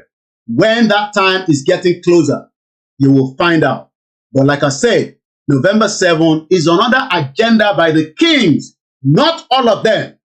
Not all of them. But every king have been invited. I do not know who is going to sign and who is not going to sign. But our intelligence would tell me on the November 7th, ẹni tó tọwọ́ bọ̀wé àtẹni tó tọwọ́ bọ̀wé. Gbogbo tó máa ṣó fún yín láàárọ̀ títí dọ̀sán is all lies. Òru ló máa ṣèpàdé tó máa sign amalgamation Yorùbá padà sínú Nàìjíríà. Go back and listen to Obasanjo again. I am not calling for war, just like Obasanjo never called for war. But we will push this bastard as far, so that we can save our life. Orí YouTube kọ́ láti máa gba Yorùbá Nation. Orí Facebook kọ́, orí Twitter kọ́, orí Mixera. We will defend that territory. We will come back home. Ẹni máa máa kú ló máa kú, ẹni máa yè ló máa yè ni lọ́dọ̀ tó wà nílẹ̀. Don't just sit down and complain. Sitting down and complain is like the anger of the cripple.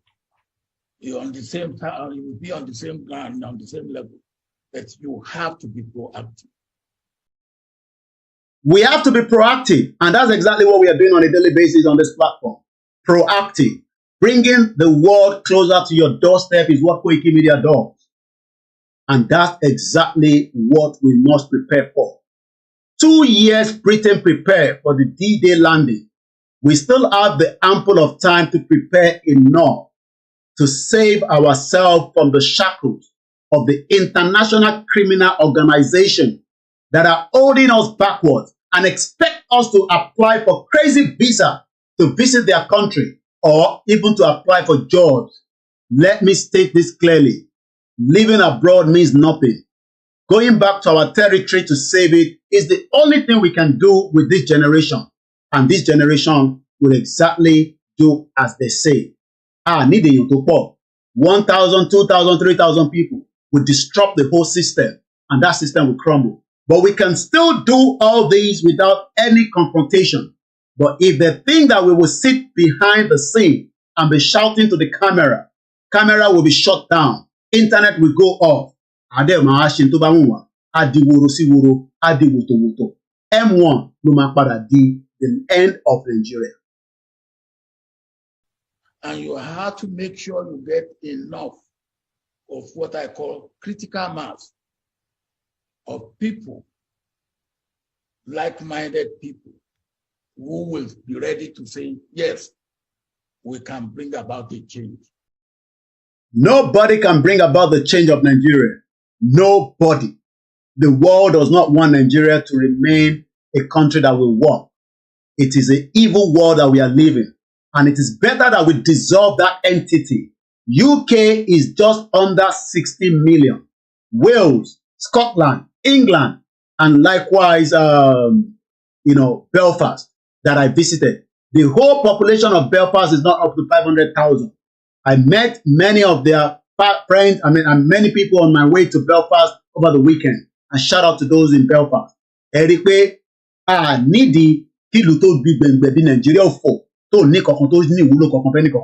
we need a country of our own where everybody will be identified, just like each and every single one of us is identified in this country. If your children does not go to school in this country, you will receive an email. If your children is sick, you can take them to the hospital. You don't need to pay for it, even though some of us are paying through our taxes. We will not allow Nigeria to survive. We will strangulate it until it dies, and we will bury it so that the new nation will rise up out of the crazy country. You might think it's a joke. It is getting closer. And you can bring about a change if you get the critical mass of people that are ready to slug it out. We will slug it out, just like Obasanjo says. I am using the same word and phrase of Obasanjo. I am not calling for war, but we must prepare for crisis. That crisis will rise up from the corners of Ogun State, from the corners of Kwara, from the corners of 191 local government. We will shut down the whole of Southwest. Not even America will be able to do so to solve the problem. Rather, they will intervene to make sure that the breakup of Nigeria will finally come true. Not UK will be able to stop it, even with their agenda for November 7th. By putting the Yoruba kings, we know some of them are loyal, but some of them are corrupt, and they've been like that for a very long time. This is the time that we are telling them, we still love you, we respect you, and we will leave it like that. But if you think that you can dare us, we will tell you, because the end of Nigeria and that's exactly what I mean. If we come to find out that you are signing a fraudulent amalgamation to keep us in Britain that have suffered millions of Yoruba people in this country,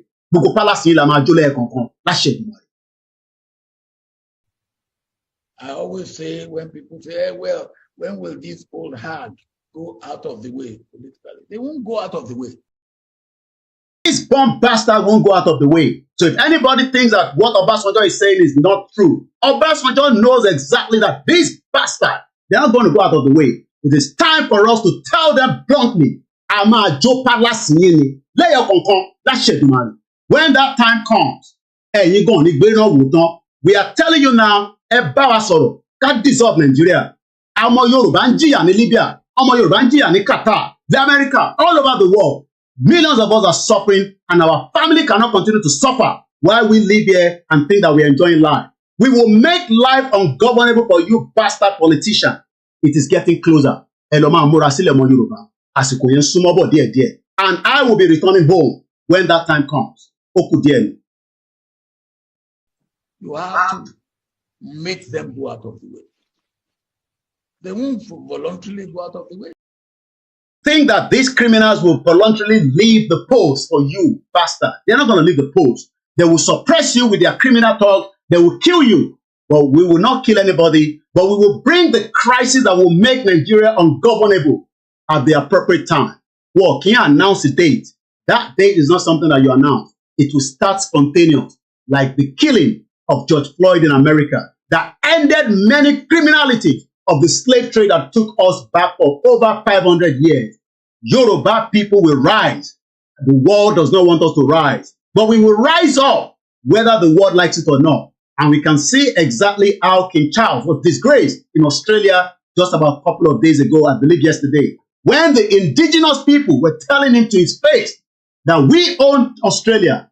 Britain does not own Australia.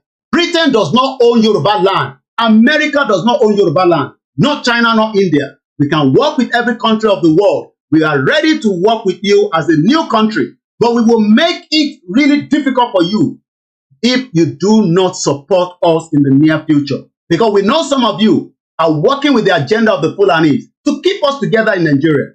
The end of Nigeria is now. If you kill me, millions of me will rise up and they will even do worse than me. Let us negotiate now. And nobody can kill when the time has not come.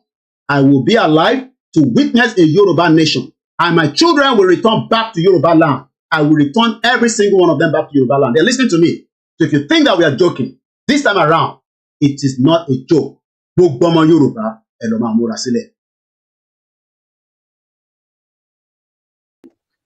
You have to make it uncomfortable for them. I'm not talking of violence, but bringing. Nobody's talking about violence, but we are just preparing our mind for any eventualities. This is not NSAS. This is not all the riot.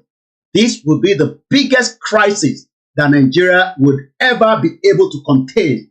Yoruba will leave Nigeria peacefully, but we will not live peacefully if you refuse to allow us to live peacefully. We will work for peace.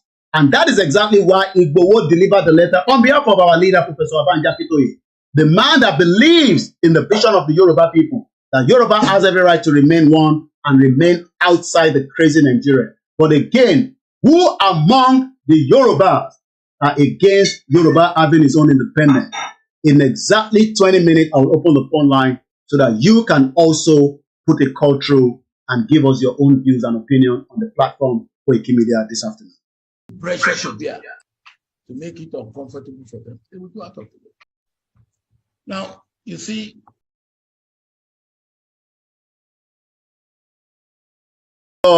just about some few years, that video is not last year, I think it's about 2 years ago. We are not sitting here as we are not creating any stupidity, but we are telling the world that you dare not try us.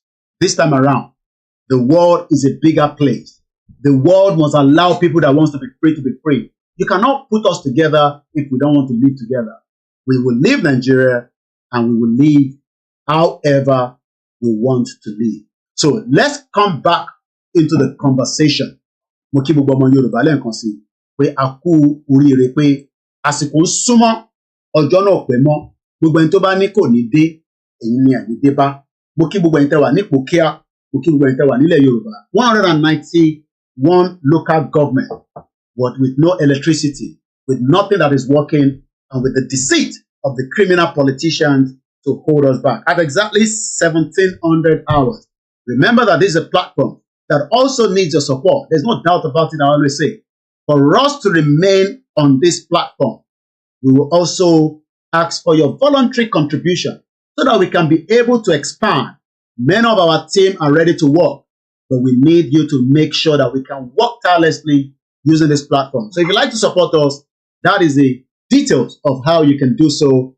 As we always say, it is ethical that as an independent media, we continue to seek your voluntary donation and support to this platform so that we can upgrade. And I hope my camera is good. I'm looking right there. I'm still confused that I have my camera here. I have my camera right in front of me. That is why I'm looking on that direction. And I hope it is more than clear enough. We're still working. We couldn't give you all the best. When we were in Belfast, the lighting was not very good. We also had a lot of issues with our media communication. on the dinner day. But I hope that you all witnessed and saw that the D-Day on rally.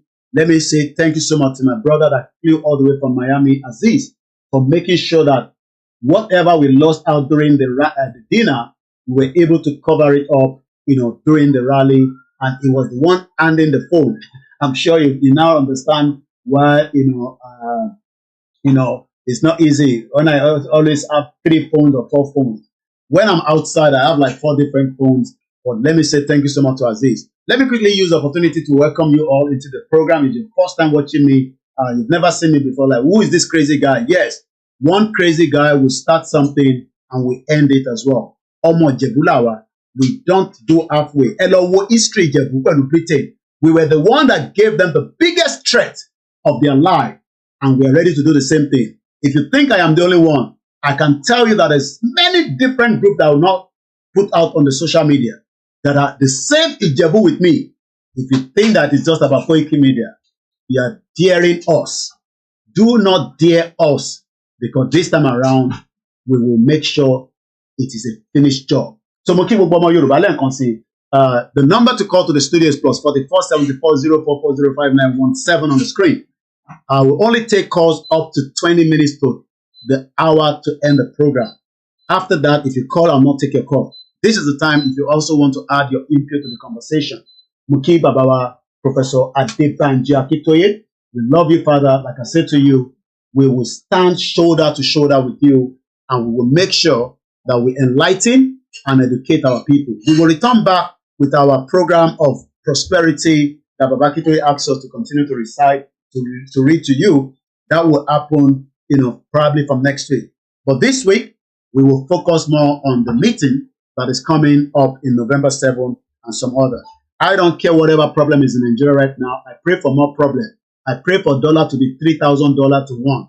I pray for your petrol to go 4,000. I pray for the worst to happen so that you bastard, wake up to know that the reason why you can have crude oil in Ondo State, the reason why you have gold in Osun State, maybe that will rise your brain up. Nobody will get freedom from Tesco. Nobody buy freedom at ShopRite. Freedom is fought and won, and it is a battle that we must prepare our mind. So we go straight to the first caller. If you want to greet me, if not, just go straight to the point, because to mute the background, and mute it, and you're live with me. You can call direct and let me contest the number, and maybe that person is just testing. If you're calling, please mute the one in your house. The number to call is +44, is the number on the screen, but for the benefit of my listeners on Instagram and those that are watching me on TikTok, I don't have TikTok because another crazy platform that I remove myself from. But also, if you're listening to us on the platform, you can also join. We are not Igbos, so we will not do whatever the Igbos are doing. But they want their freedom, we will also have our own freedom. So don't come and tell me they are doing woto there. Our own woto is different, and we must respect them, and they should respect our platform as well. If they like, they should do whatever they want to do with Tinubu. That is not my problem. I and Igbo will continue to fly around, and we're enjoying it that way. Go ahead, caller. Background one there. Because caller pop.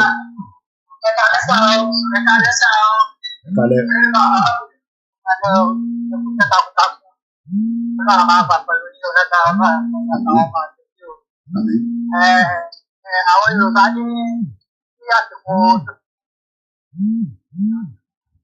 pẹtíṣàn yẹn olùfà emergency meeting àwọn ọba yẹn kò jẹ́ sí nǹkan tó máa ṣe sí àwa dúró tán lágbára Ọlọ́run bá sojú wa lágbára Ọlọ́run ẹ lọ fọkàn balẹ̀ kó sì ń pàdé kó lè kọ́ o àwọn ọmọ gómìnà gan àwọn ọgọ́ retí àwọn retí àsìkò yẹn àwọn ọmọ gómìnà lè. Very good. Very good. Very good. Thank you so much. Thank you. Thank you so much. Let me come straight. I believe I have somebody that wants to join on Twitter space. Okay, I can't find the person anymore. Let's take more calls. Number Latikpeni +44. If you call in, you can call direct or you can call on WhatsApp. But if I put direct, I'm over WhatsApp and in override and go on WhatsApp. bá ṣe ní kíákíá ìyá wa. Good afternoon, welcome to the program. Ètò nìyẹn.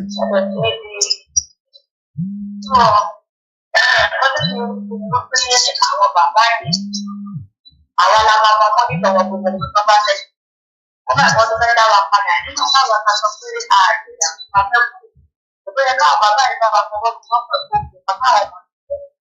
Àbá àwọn ìṣègùn tó ní bẹ́ẹ̀ jẹ́ kùtù náà ń jẹ Nàìjíríà yẹn. Ẹgbẹ́ wọn fọwọ́ sọwọ́ fún. Wọ́n fẹ́ náà wà lẹ́kọ̀ọ́ káwọn àkàkọ́ kàmájà kàmájà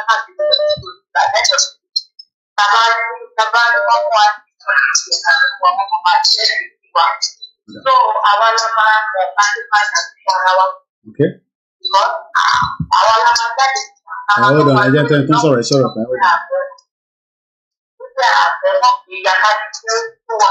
on. Okay.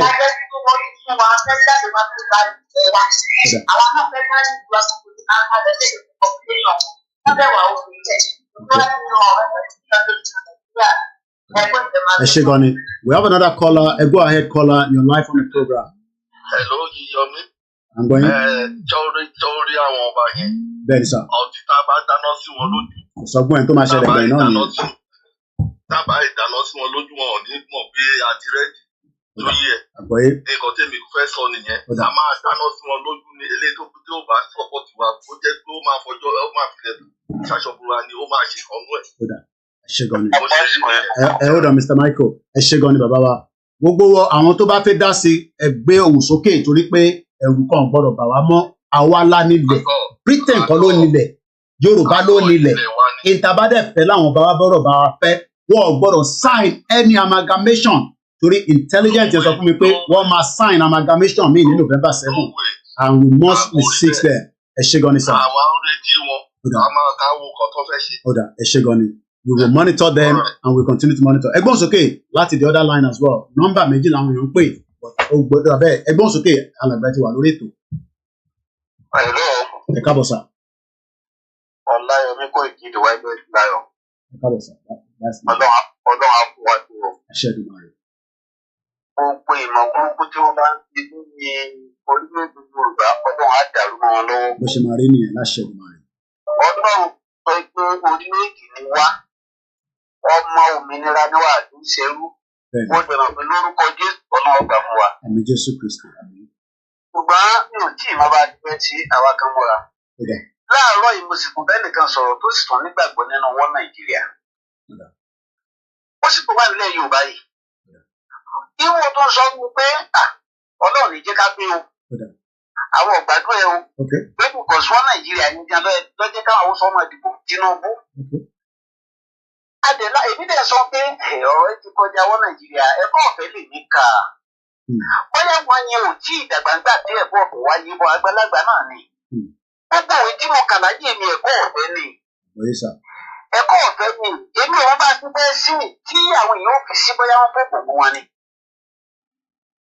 Mi ò tí mo bá ti fẹ́ ṣe tí àwọn èèyàn fi sí ọ̀dì mọ̀ pé tó bá dátìkù àti sùn pẹ̀lú pọ̀ọ́là.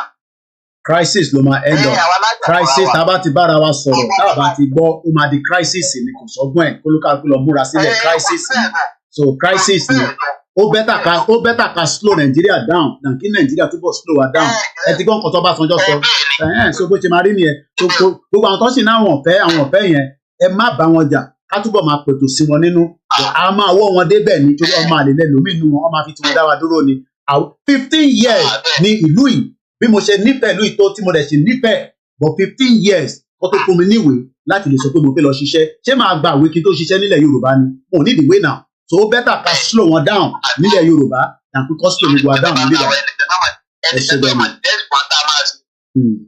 ẹ ṣe bẹ́ẹ̀ ni thank you so much thank you +447404405917 this is the time ẹ bá wa ṣe ní ṣúkúṣúkú gbogbo ẹni tó fẹ́ pè àsìkò tó láti pè wọlé kí a gbọ́ látọ̀dọ̀ ti yín nítorí pé November 7 tí wọ́n ti pè pàdé ó dá lórí lẹ́tà tí a gbé lọ sí number 10 Downing Street àti ọ̀pọ̀lọpọ̀ nǹkan míì tí ó fẹ́ jáde tí àìtí sọ síta àmọ́ ẹ jẹ́ ká gba pè yìí ẹgbọ́n sókè alàgbà tó ń pè wá ẹ káàbọ̀ sórí ètò. ẹ rà sá bọ̀dá mi ṣe rí nǹkan tẹ́mi kan fẹ́ sọ ní rally Yorùbá ẹjẹ ká jáde ká ṣe rally àwọn tó bá jẹ́ akọ wọn jáde tó jẹ́ akọni so that àwọn fífẹ́ máa fẹ́ àtàkì wa kí kásálà lè ṣẹlẹ̀ láti bẹ̀ ká bójú ara wa jẹ́.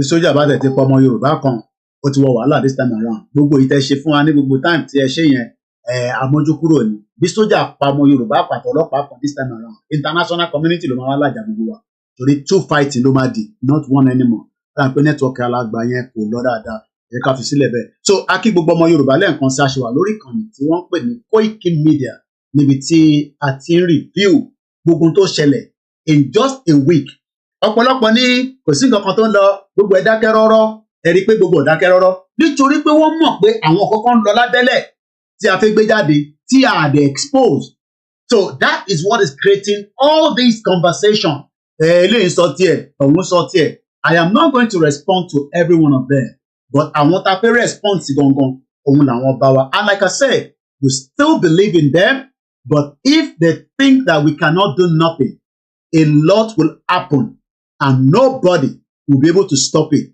So let us deliberate how we can exit this mad country. So that country tiwa, so that we can be part. Look, the world is big. Nobody should fool anybody. Britain cannot fool us. We are not stupid. America cannot fool us. China, Germany, India, France. Imagine if you're traveling by Air France. So Shanghai. I'm talking about people that doesn't have, British passport and American passport. Omagba Shanghai before you can travel with Air France. What kind of madness is that? We cannot live in this kind of madness anymore. So the world is a big place. So nobody should be telling us that, we need to remain in one Nigeria. When even Britain has 4 countries inside it, like I said, the end of Nigeria is not a spiritual, it is a fight that will happen in our lifetime. 2 minutes. For the program, ṣẹ́rí gbogbo nǹkan tó yẹ ká máa ṣe ń sìn mí ní parọ́ fún yín pẹ̀lú pé wọ́n fẹ́ lọ ṣe mítìnì yẹn ó yẹ ká ti bẹ̀rẹ̀ sí ní kí nǹkan kan ti máa ṣẹlẹ̀ sí i láti ó jẹ́ pápẹ́ fà ó jẹ́ kó máa bẹ̀rẹ̀ sí ní pariwo Yorùbá nation láti wíkẹ̀ndì kí wọ́n bẹ̀rẹ̀ sí ní máa ṣe rálì kó máa lọ sí àkóbá ilé ẹ̀kọ́ kan tó sọ fún bàbá àmọ̀ kan ń pè yìí sí mítìnì yìí tó bá débẹ̀ tó bá sọ pé wọ́n fẹ́ ṣe amalgamation olórí kan lórí mi ìmọ̀ títọ́ fi wọ́n gbé bítì yẹn fẹ́ gbé lọ sí Èkó kí ló fẹ́ ṣe Elégùṣì ní ọba tó tóbi jù nílẹ̀ Yorùbá ni wọ́n fẹ́ gbé mítìnì yẹn lọ síbẹ̀ wọ́n lè tún fi Èkó fi sáìnì Yorùbá padà sínú amalgamation aláti máa lọ kàn sílé àwọn ọba lẹ́yọ kọ̀ọ̀kan èyí tí ò bá ní lọ kó máa lọ ṣùgbọ́n èyí tó bá lọ síbẹ̀ táwọn kó máa lọ síbẹ̀ ká lọ sílé wọn tó bá lọ síbẹ̀ tó ń jáde di amalgamation lọ́dọ̀ fìlí ayé wa sí èké kò sí nǹkan nífà kò ní ìjọba mọ̀ bóyá ká ti lẹ́yìn yẹn ìbẹ̀rẹ̀ pẹ̀pẹ̀ ló yẹ ká ti máa bẹ̀rẹ̀ sí èyí tó bá ti bá wa sọ̀rọ̀ òṣì ọ̀rọ̀ báyìí tó ń gbé fídíò sí lójú kí wọ́n yẹ̀yẹ́ ọba náà kí ló dé wọ́n fẹ́ pa wá máa yé ni àbí ikú wo làwọn èèyàn wa ò tí ikú ebi ń pa wọ́n ikú oró ń pa wọ́n Fúlàní ṣe tiẹ̀ then you still want us to continue with that same Nigeria aláàṣẹ mọ́ wọ́n gbé díẹ̀ sí ti parí. ẹ ó dà yẹ kí Kọ́lá ìsọ̀rọ̀ kankan tó sọ̀rọ̀ ẹ ó dà. aláti máa gbé ìgbésẹ̀ tàbí máa gbé kò ń ṣe ìgbésẹ̀ tó fẹ́ ọmọlúwàbí wa àwọn bàbá wa bàbá ò ń sọ fún yín pé tó bá jẹ́ pé ká rí ọba títí kan ká tẹ̀ sí lójú lẹ́sẹ̀kẹsẹ̀ ká gbé kámẹ́rà sí ká gbá bí tó bá da ká jẹ́ kó mọ̀ pé ẹ fẹ́ lọ sáyò nǹkan tó yẹ ká máa ṣe ẹgbẹ́ àwọn ọmọ Ìgbò ṣe pé àwọn leaders wọn wọ́n ti ẹ̀ dá sí wọn mú wọ́n fi àwọn yóòtù wọn lẹ̀ pẹ̀lú Nigerian government kọjá bẹ́ẹ̀ ṣe máa ṣe wọn bí nǹkan nù ọ̀hánẹ́sì àbí kíngì wọn dá wọn sọ̀rọ̀ ṣùgbọ́n àwọn bàbá olórí burúkú yìí àwọn ìṣòro ilẹ̀ Yorùbá àwọn Yorùbá lábẹ́ dá Nàìjíríà yẹn Haúsá sọ pé àwọn fẹ́ máa lọ Ìgbò tí àwọn fẹ́ máa lọ kí làwọn ti ń dùn kí là ń mú Nàìjíríà kí là ń mú. ẹ ṣe gan ni brother wa torí àsìkò ni kí là ń mú nínú Nàìjíríà òun ní ìbéèrè tí ó gbẹ̀yìn kọ́là tí ó pè tán ẹni tó wà lórí afẹ́fẹ́ ẹ bá gbóhùnsókè náà ti darapọ̀ mọ́ wa. Mr. Brother mi Koiki ẹ máa mọ̀ ọ́ ṣe òun yóò ní hàn lákàyè yóò dẹ̀ ní dáa ṣẹ̀rí níbi tọ́rọ̀ dé dúró yìí èmi ń rí pé there are some things tí ó jẹ́ kẹ́ mọ̀ tí ẹ̀ tí mọ̀. àgbọ́yé ẹ ṣe wà. máa dẹ̀ tan ìmọ́lẹ̀ kékeré sí àwọn nǹkan yẹn fún yín. ṣẹ̀rí regional government tí wọ́n ń wá yẹn wọn ò lè rí nítorí pé Ọlọ́run fúnra rẹ̀ ló dé tó fẹ́ jà fún ìran Yorùbá. ìyẹn bẹ́ẹ̀ ẹlẹ́ẹ̀kejì tó jẹ́ ọ̀rọ̀ tó jẹ́ kókó bẹ̀ ni pé olórí oko yín president yín ó ti gba ìyálàjà ilẹ̀ lẹ́kọ̀ọ́ oil block 8 lòun nìkan ni. tẹ bá gba Yorùbá nation mọ gbogbo property yẹn wọ́n máa gbà padà nǹkan tó ń ṣe ń dá gbogbo ọgbọ́n nìyẹn. oríṣiríṣi afọ́ọ̀kì tí wọ́n ti commit wọ́n mọ̀ pé gbogbo property yẹn ó máa lọ. ìdẹ́ńṣọ̀ nìkan àti Saheed Elegushi fúnra rẹ̀ àti Akinolú fúnra rẹ̀ àti Sanwó-Olú of Lagos gbogbo wọn yẹn ọwọ́ wọn ti wọṣọ lọ. ṣùgbọ́n advice tèmi ni pé bàbá ọ̀ ni mo fàṣìkò sọ fún bàbá ọ̀ ni kọ́ ṣọ́ra wọn dáadáa bí tọ́rọ̀ dé dúró yìí pé tó bá dé ojú ọlọ́mọ òmọmọ kó má di pé bàbá fúnra wọn ó máa fara káṣá ní ọ̀rọ̀ tó wà lẹ́yìn ó bẹ́tà kọ́ ṣọ́ra wọn bí tọ́rọ̀ dé dúró yìí kọ́ ṣọ́ ara wọn gidi kọ́ má fi àgbàlagbà ara kọ́ má fi wọlẹ̀ torí pé ní wojú èèyàn mọ́ nígbà tó bá di pé gbogbo ẹ̀ ṣe mọ́ pẹ́ẹ́ni tó bí bá ń pa kò rẹ́dí láti ẹ̀tí lísìn séyàn. bẹ́ẹ̀ ni ẹ parọ́. so nǹkan tó ń ṣẹlẹ̀ ni mo sọ fún yín yẹn ìtorí nǹkan tó ti fún ipò ìbàjẹ́ tó ti ṣe lọ fẹ́ try láti protect àwọn nǹkan yẹn kò dẹ̀ ṣe protect. so kíyàwó jẹ ìran kan àbí. champion forever. so ìyá láti wá jẹ ìran kan torí àwọn. so ìyá máa jẹ ìran kan torí mo ní ìyá máa jẹ ìran kan torí àwọn kan àbí. bẹ́ẹ̀ni ok Olódùmarè wà pẹ̀lú wa mo kí gbogbo alẹ́ nǹkan sí ẹ ṣé gan ni brother mi gbogbo ẹni tó bá fẹ́ pè mo kí gbogbo ẹ̀yin tí ẹ wà nínú gbogbo group ẹ jẹ́ ká túbọ̀ create ọ̀pọ̀lọpọ̀ awareness lóòótọ́ I'm gonna put pressure on baba professor a gbọ́dọ̀ padà sórí títì as quickly as possible with our rally from rally ní tó bá máa fẹ́ dì ló máa dì like I always say it is not some of us are not ready to come back not every diaspora will return back home. But we are going to come back and it is time gbogbo àbá kọ̀ọ̀kan gbogbo ẹni tó bá jọmọ ìlú kọ̀ọ̀kan ẹ pé àwọn ọba yín ẹ sọ fún wọn pé kọ́ má lọ tọwọ́ bọ ìwé kankan tí wọ́n fẹ́ gbé síwájú wọn. Britain is putting a lot of pressure lórí àwọn ọba ilẹ̀ Yorùbá pé kó jáde láti wá deny pé àwọn ọmọ kankan nípa Yorùbá nation. And some of them are ready to sacrifice. Irú àwọn bomb bastard, àwọn Elegushi kankan yẹn, àwọn èèyàn ṣọba lójú mi anyway. But what àwa tí a jẹ́ ọba ta ní àwọn ọba gidi tó dúró tì wá, ẹ túbọ̀ sọ fún wọn pé kọ́ba kankan má jáde o láti wá sign any amalgamation.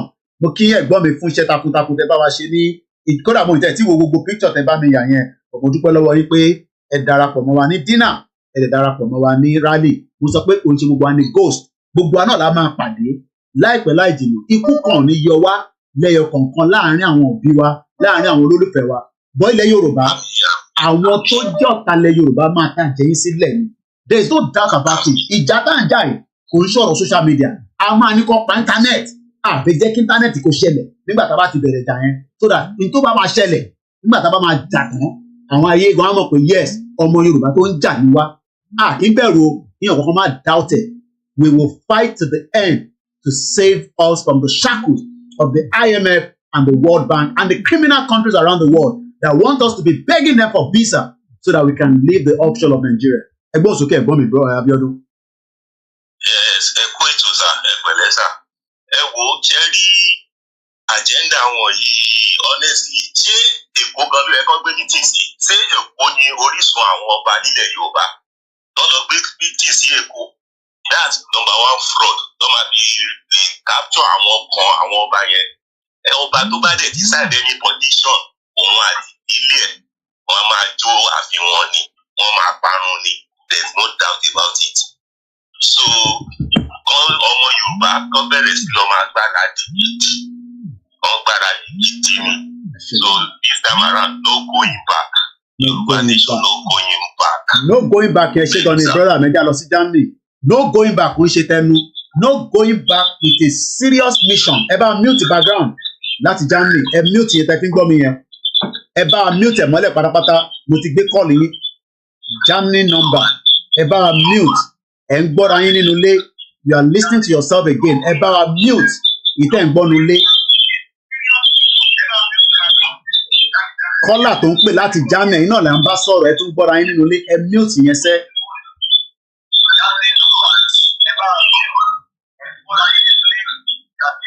All right, I'm gonna disconnect. Ẹ lè máa play tinúlé kẹ́ tó máa pè. Ẹ gbọ́dọ̀ fìkan sílẹ̀ ni. You can't call and be listening to yourself on the TV. You have to disconnect the TV by just mute. Ẹ dẹ̀ máa wo screen nìkan. A lot of people don't understand that. Ẹ pé gbogbo ọmọ Yorùbá jáde. Any amalgamation ti expire. But wọ́n fẹ́ renew ẹ̀. And we must not tolerate and allow that. If we do, we are all going to be not just slaves, but we have sold out entirely. Hello, caller. Okay, now nko. Ó bẹ́tà ní sangbọ́n yín sà. Kẹ́yìn ni ló ń bá ń sọ̀rọ̀ Ọláyọmí ẹ káalẹ́ o. Ẹ káalẹ́ bàbá, ẹ káalẹ́ sà. Ẹ pẹ̀lẹ́ ṣé àlàáfíà. Àdúpẹ́. Gbogbo nǹkan tá a dún máa ṣẹlẹ̀ ló ń ṣẹlẹ̀ o. Kò sí iwájú la máa lọ, iwájú lọ pa ìdílé sí oúnjẹ tó. Ká má ṣubú rárá, à ń lọ lágbára Ọlọ́run. By fire by force. Ó sì máa rí nìyẹn o, wá gbọ́dọ̀ tójú o. Ẹ̀tí tó a máa tọ orílẹ̀-èdè wa padà lágbára Ọlọ́run. Mo kí yín, mo tún kí yín, ẹ kú iṣẹ́. Ẹ ṣé gan-an bàbá. Moment tó ń sọ̀rọ̀. Olúwa ọlá ni bàbá líle wa pátápátá. Ẹ ṣé gan-an sà. Àṣe igi la máa ṣe wẹ́ ti tọ́. Àmín. Gbogbo àwọn nǹkan tí bàbá mi kàn wá là ń rí yẹn o. Mo sọ ní àìpẹ́ mo ní wọ́n máa gbójú síbẹ̀ tí ń rojú wọn báyìí. Àwọn tí ò fẹ́ kó jẹ́ sí. Ṣùgbọ́n àtúnṣọ oníkàlùkù ṣọ́ra ẹ̀ ẹnikẹ́ni tí ò bá ti lọ́wọ́ sí pé kí Yorùbá lọ. Ó ṣe wá láàánú fún wọn o. Ó ti kẹ́ni ẹ lè jẹ́ torí bàbá ló sọ bẹ́ẹ̀ fáwọn wa o. Àpọ́sù iṣẹ́ Ọlọ́run ni kò dẹ̀ máa ń sọ nǹkan tó bá ní ká sọ là ń sọ. Ìyá ti wà kí Yorùbá ti ń bẹ kí Nàìjíríà tó dé. Àwọn ló wá bọ́ wa lórí ilẹ̀ wa wá láti ilẹ̀. Nàìjíríà kan ló ní ilẹ̀ o. Nàìjíríà ò ní sọ orílẹ̀-èdè àwọn èdè ní àwọn èdè tó pọ̀ pẹ̀gbọ́n ṣùgbọ́n Yorùbá ní ṣe fẹ́ kó wù lọ ó lè máa lọ. Ó ṣe kiri ni ẹ mú kí ẹ kú iṣẹ́. Ẹ ṣé gan-an Daddy. Thank you so much. Ẹ ṣé gan-an. Mo kí gbogbo ìyá wa gbogbo ọmọ Yorùbá pé a ti wà nínú another second amalgamation tí wọ́n fẹ́ gbé wa lọ. And this is nothing more than the truth because ìjẹ́ndà tí mo ṣe sọ wọ́n ti máa ń ṣe ìpàdé kọ̀kọ̀ for a very long time in Nigeria. Wàá ṣe meeting kan nísìn tó bá máa dòru wàá ṣe second meeting. Tí lè bá fẹ́ mọ́ wá tún ṣe another meeting. The meeting on the 7th of November tó ń bọ̀ yìí is an agenda to keep us again in Nigeria. The world wants Yoruba to be free, but not every part of the world. Britain doesn't want Nigeria to be free. There's no doubt about it. Britain does not want Nigeria to be free, but we can only free ourselves if we are truly ready. Ẹ wọ́n àwọn ọba pé kọ́ má dáùtì tó lè ṣẹlẹ̀ nílẹ̀ Yorùbá o, kọ́ má mú ogun wá o, kò sẹ́ni kankan tó fẹ́ ogun nílẹ̀ Yorùbá. We want to exit Nigeria peacefully, and our right to self-determination will be respected. The world is big enough. We have our land, we have our culture, we have the people. So that is the path and the rules of engagement to have a country. We are not encroaching the north, we are not encroaching the southeast, the middle belt. We only want to keep our own territory, and that is exactly what is going to happen. Nobody should put a doubt that the Yoruba people will remain in Nigeria because Nigeria is no longer workable for us. Hello, caller. Ẹ káàbọ̀ sórí ìkànnì wa. Koikimedia. Ẹ káàbọ̀ sà. Ẹ káàrẹ̀ sà. Ọlọ́run ọmọ ayé o. Àṣẹ Èdùmàrè. Expression tí mo fẹ́ pè lọ́wọ́ Fúlàní wọn ẹ̀ àtàwùjá. Ọgbọ̀n yìí. Kí ló gbà lẹ́rù láti fi wálẹ̀? Kí ló gbà lẹ́rù láti yà láti ṣe? Ìgbà kó tó president ló gbà wọ́n lẹ́rù. Britain ló ń keep wọn pé kọ́ máa ti jẹ́ kí Nàìjíríà kó pín bọ̀wọ́ pé lọ́ọ̀kì àwọn bá wa pẹ̀lú wọn. Ìyẹn lọ Ọbásanjọ́ ṣe lọ bá Ọbásanjọ́ níjẹta. Àwọn tó lọ bá Ọbásanjọ́ mú ìtìkà tìkù yẹn tán ni. Máa padà láti kà fún yín. Wọ́n rán wọn pé kọ́ lọ bá Ọbásanjọ́, but Ọbásanjọ́ kọ́ ló instigate ìpàdé àwọn ọba. But there is a lot happening. So tó ń ṣe ni pé wọ́n ń kó àwọn tó jẹ́ àgbààgbà ilẹ̀ Yorùbá, wọ́n ń pè wọ́n mọ́ra pé kọ́ lọ wọ́n àwọn Ìgbòho àti bàbá Akintoye àtàwọn mídíà wọn pé kọ́ gbẹnu sọ̀hún pé pé Nigeria will remain one until táwọn bá ready. Àwọn làwọn fẹ́ sọ̀gbà táwọn bá ready. Àwa la gbọ́dọ̀ sọ fún wọn pàwọ́ àti ready. Adẹ̀ ti ready yẹn lẹ́ẹ̀ni la mean. And that is why I said it. If care is not taken, àwọn bá máa dá ogun sílẹ̀ nílẹ̀ Yorùbá. And that is the reason why àwọn kọ́ ló máa listen sí Britain anymore. Wọ́n gbọ́dọ̀ listen sáwọn àtàjọ ń sọ̀rọ̀ ni. Ká jókòó ní tọmọlúàbí kájọ yanjú ọ̀rọ̀ tó wà nílẹ̀. Ọlọ́run àmọ́ ayé o. Àṣẹ dùn máa rí. Àṣẹ. Now, ẹ jẹ́ ká gbọ́ ẹ̀ṣẹ̀ gan-an dáàdì wa. Ẹ fún mi ní 5 minutes. Ẹ gbọ́ nǹkan táwa Arẹwà sọ. Ibi tẹ́tí máa mọ̀ pé wọ́n ti prepare láti fi Nàìjíríà sílẹ̀. Kí ló wá ń fà á tí gbogbo aṣífẹ́ wà ní wọn Nàìjíríà? Let's listen to this.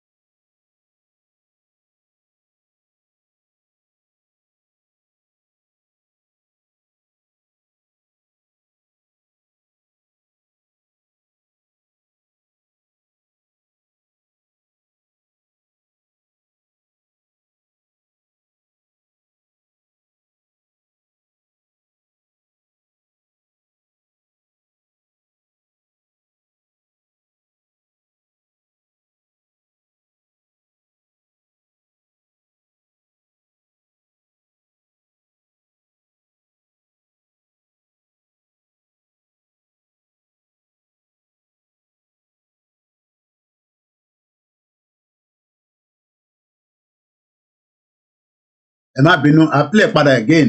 Apparently this particular clip mo mọ tó máa ń ṣe kò ń pick audio máa jáde nísìn. Ẹ má bínú sí mi. And I went upstairs. But bó ṣe jáde nísìn mo rí pé people were saying no voice. Audio máa jáde nísìn. We'll start the video all over again. Ẹ má bínú sí mi. So the audio will come back out in a minute. Audio máa jáde padà nísìn. Thank you so much. Ẹ má bínú lẹ́ẹ̀kan sí.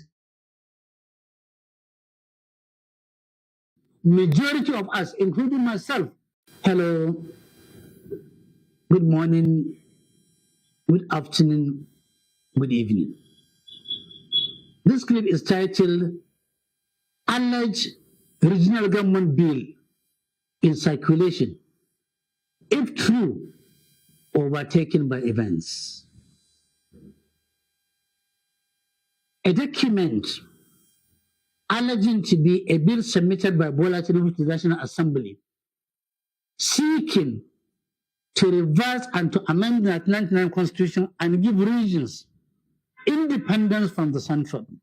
In other words, going back to regional government arrangement. It's in circulation all over the social media. If this bill is true, and I hope it is true, my message is clear that the bill has been overtaken by events. What preponderance of Nigerians need now is not regional government, but they want an independent country of their own. Regional government belongs to the past. Currently, the agitation is for self-determination for all regions, ethnic nationalities wishing to have their own country. Anything short of that is chasing the wild goose and will not pass the passage of time. I will not see the daylight. Indeed, what Nigerians are going through now, the way and manner We are being collectively mismanaged. We are being assaulted. We are being pauperized. We are being reduced into pitiable combustible materials. We are being reduced into beggars, into slaves. By the Bola Tinubu regime is emboldening many of us who were formerly against breaking of Nigeria into smaller nations. We are now reversing ourselves. Majority of us, including myself, who was formerly against smaller nations out of Nigeria, is now fully committed to having Nigeria broken into different countries out of choice or out of compulsion, so that we can go and manage ourselves in our own way, in our own speed, in our own style, cognizance of taking into consideration our culture, our beliefs, our socialization, our meaning, if you like. We are tired of a central government where everybody has been made to become a slave.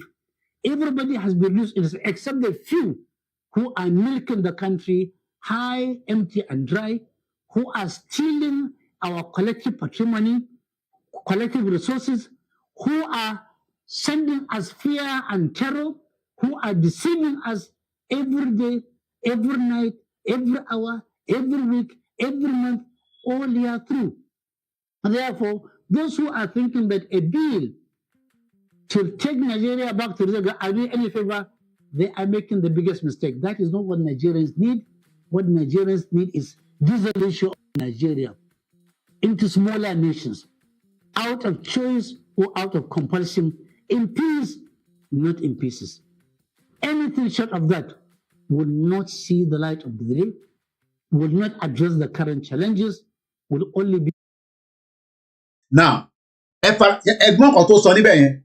these are one of the leaders of the Arewas coming out to say that, look, if the bill, which is a fraud, nowhere ni Bola Tinubu gbé bill kankan síta fún regional government.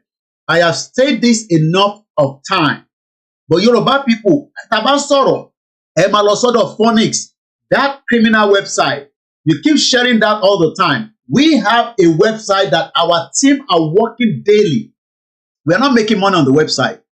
Ní lọ sórí website koikimedia, kẹ́ lọ mú news níbẹ̀. Ẹ máa lọ sí Phoenix, the same website tó gbé olóyè síta nísìn pé olóyè gba owó kan lọ́wọ́ èèyàn kan. Ìyẹn dẹ̀ ló máa yá yín láti máa share. I don't know why you are doing that, because you are also helping that platform that is against a kind of a movement like this. Movement là ń pè nǹkan tó bá ń ṣe ní platform ìyẹn gangan lè máa support. The agenda here is for self-determination. Tẹ́ bá lọ sí other platform, maybe just to look at their news, but tẹ́ bá fẹ́ the authentic news. I have told you that Bola Tinubu is another fraudster that put the life of Yoruba people in danger by making it look like, oh, he has put out a regional government. Fakpomuda ló gbé regional government bill draft, not even a bill, is a draft. Is a draft. And that draft was put on the social media. It was interviewed by different people. That particular draft is not even, as we speak right now, inside the Senate, not even talk about House of Assembly. So Yoruba people are now coming out. Oh, Koiki, Bola Tinubu wants to do regional government. Irọ́ ló wà níbẹ̀. Those are the criminals. My voice is coming out.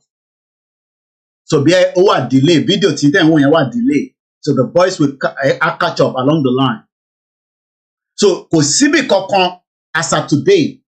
But what they are doing now is to propose to return back to amalgamation.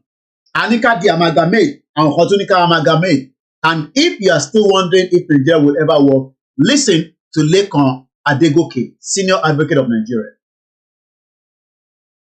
If the Constitution maintains by Section 2 that Nigeria is one indissoluble nation and doesn't provide for means or procedure by which a people or a particular sector of the nation, a federating people, can choose to say at this particular point we want to have a nation of our own, and it doesn't provide for a peaceful means by which this can be guaranteed. A peaceful means is what we are demanding. A peaceful means is what the Yoruba people want and the rest of those that wants to leave Nigeria. But if you refuse a peaceful means, we must then prepare for crisis. Ọ̀nà méjì ni. Lè sọ pé ẹ fẹ́ kúrò ní Nigeria and you are asking them for peace. Peace is the reason why we dropped the letter. Some are even arguing that why the UK? But what they forgot to know that UK amalgamated Nigeria. You never got any independence from this country. Because the independence was given to the northern part of Nigeria. It was not given to us. So, and today, we are still hoping that there will be a peaceful means to the dissolution of Nigeria. But if there's no peaceful means, then there will be crisis. And crisis will lead to anarchy. Anarchy can lead to war. And war is not sugar cane. Yes, it will be painful. There will be destruction. There will be loss of life. But that means there will be the end of Nigeria. So don't come and tell us, oh, you are bringing war to Nigeria. There is already war in the country called Nigeria, and we can only stop it now before there will be more war that we cannot control. So that is the agenda. So November 7th,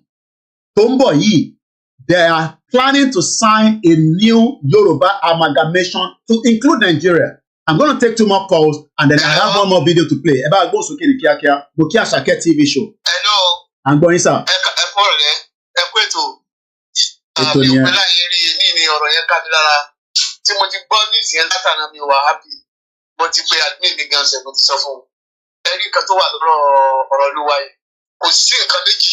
Tí wọn bá ti rí nílẹ̀ Yorùbá yẹn àwọn ọba yẹn kan fojú winá wọn ò lè mọ nǹkan tó ń ṣẹlẹ̀ lókè wọn kẹ̀dẹ̀ ní bàbá Tinubu yẹn olówà ń díẹ̀ tẹ́ bá rí pé ọjọ́ tí wọ́n ṣe rádìí yẹn tí mo wò láti yẹn ìjọ kejì làwọn ti dìbọ́ǹkì ẹ̀ ìgbà tó rí pé àwọn èèyàn pariwo ló tún kó wá kó kúfẹ̀ kan wá jáde fúnra rẹ̀ ló sọ̀rọ̀ kò sí nǹkan tá a lè ṣe àwọn àtàwọn abẹ́rẹ́ bíbá yà àgbàdo ara ro wá gidi gan mo fi Ọlọ́run gbọ́ búra àwọn tó bá dùn mí mọ́nú gúrùpù wọn ti mọ̀ ń sìn ohun tí mo kàn fẹ́ ni pé ẹ̀yin tẹ́ wà lókè yẹn ẹ rí organize àwọn tó máa dàlú yẹn rúlẹ̀ nǹkan náà kí náà sọ àwọn ọba yẹn tí wọ́n bá lè dúró lé ó kálukú wọn máa ṣe kí ni wọ́n tọ́ wọn bá sọ ẹnì kan ò lè fi wá sóko parun mo ti wá bẹ̀rẹ̀ sí over 30 years tó kálukú jìyà ìgbà tá ti lè block Nigeria side àgbàdo bíbá yìí Nigeria ò ti gbé bíbá owó yìí ò ti rí mọ́ owó náà owó lé owó everything kí ló ṣẹlẹ̀ sọ fẹ́ fi wá tún tí wọ́n ṣe ní gbogbo àwọn ọba yẹn pẹ̀lú starting from local government tó bá ti nílé lókè tí mi ò lè wálé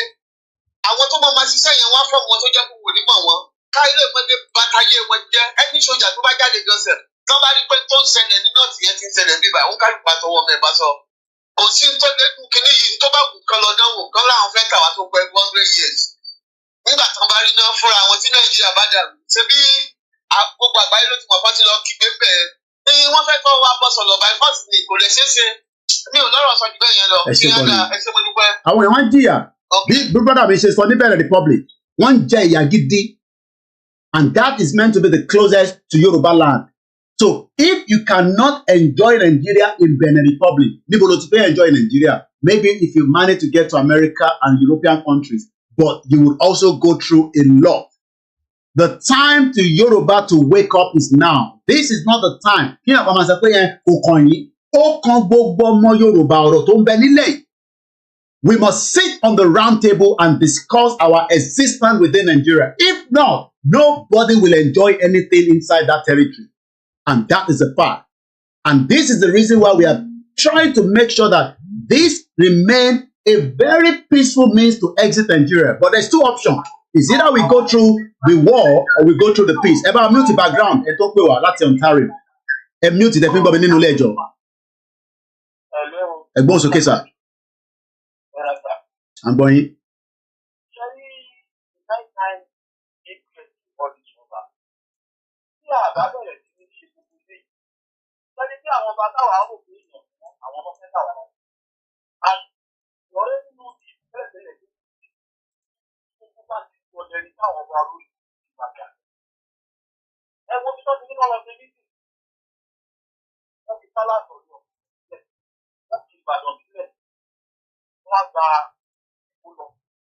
And the relationship was override.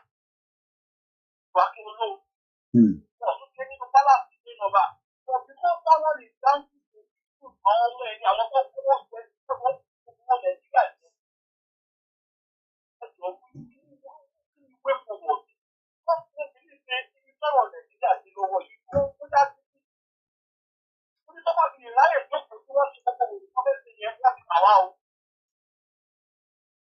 ìyẹn náà la ṣe tètè kígbà síta báyìí ìyẹn la ṣe tètè pariwo síta because wọ́n ní ká pariwo síta because àwọn kan ló jókòó 1914 amalgamation ká wà lẹ́nu ẹ̀ báyìí nísìn tó dẹ̀ ti expire láti 2014 ìkan ló tún lọ báyìí nísìn so tí yàn kan bá ní kò kàn wọn I am in UK I am not suffering oúnjẹ ni mo ra ń jẹ lẹ́gbẹ̀ẹ́ bẹ́ẹ̀ yẹn mo dẹ̀ ra mu supermont lórí so èyí tẹ́ wà Nàìjíríà lóòótọ́ àwa ready láti support yín so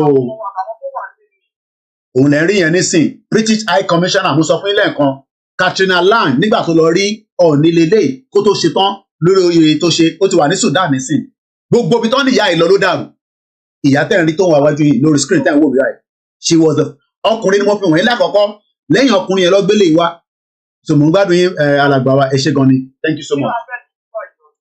a gbọ́dọ̀ prepare for crisis kò sọ fún ẹni tó bá ní kò ní sí crisis rọ́là ń pa àdúrà ń gbà Ọlọ́run máa dàárín wọn rúbọ we must prepare for crisis mo kí ẹ Azeez so bó ṣe jẹ́ nìyẹn so iṣẹ́ tèmi ni pé ká prepare àwọn èèyàn wa pé November 7 wọ́n lọ sign amalgamation mi ni kò jù bẹ́ẹ̀ lọ ẹ ṣé gan ni sir ẹni tó bá dẹ̀ ni pé kò kàn ń gbogbo wa ló máa kàn so now mo ń sọ lẹ́ẹ̀kan pé I'm still taking calls we have another 30 minutes to the end of this program ẹni tó bá láǹfààní àti pé pè wọlé kẹpẹ kẹwàá bá wa sọ tẹ wà lọ́kàn yín tó bá dẹ̀ ní pé wa ẹgbẹ́ òsókè ẹ bá mi ò gbàgbára ẹ ti wọlé sà ẹ káàbọ̀ ẹ káàbọ̀ mà àmì mà yes ma.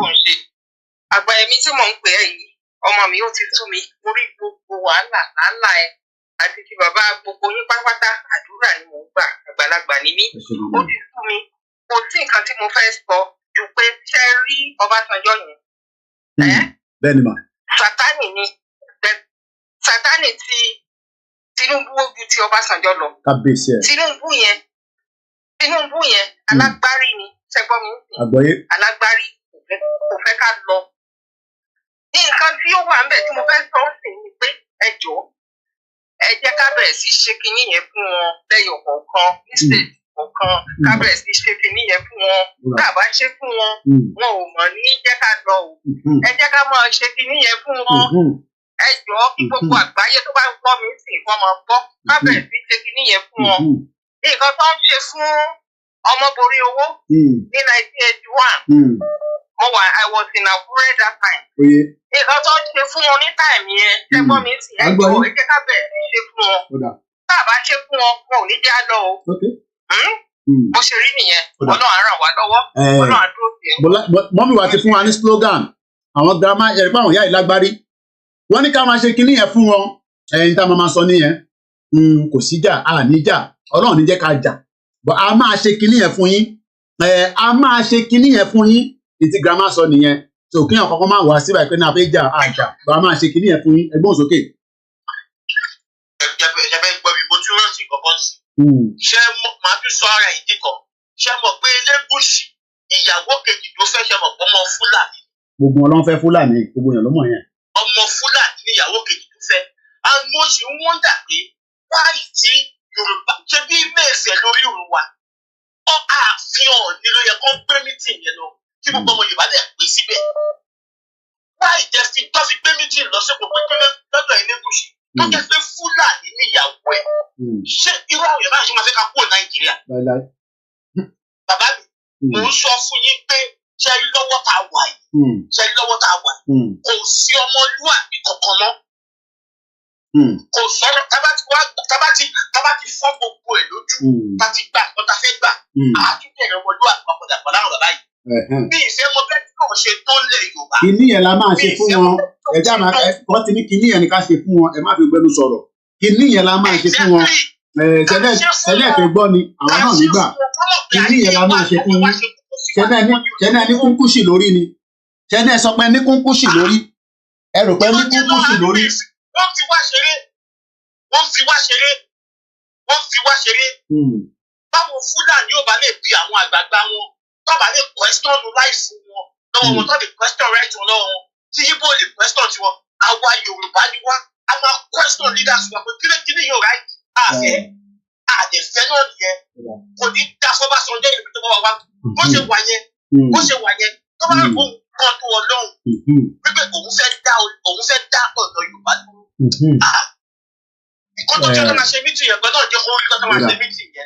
ọ̀rọ̀ ẹ ti gbàdúró báyìí nísìn èmi náà mo ti dúró báyìí nísìn ó ti gbàdúró lọ́wọ́ ẹ̀.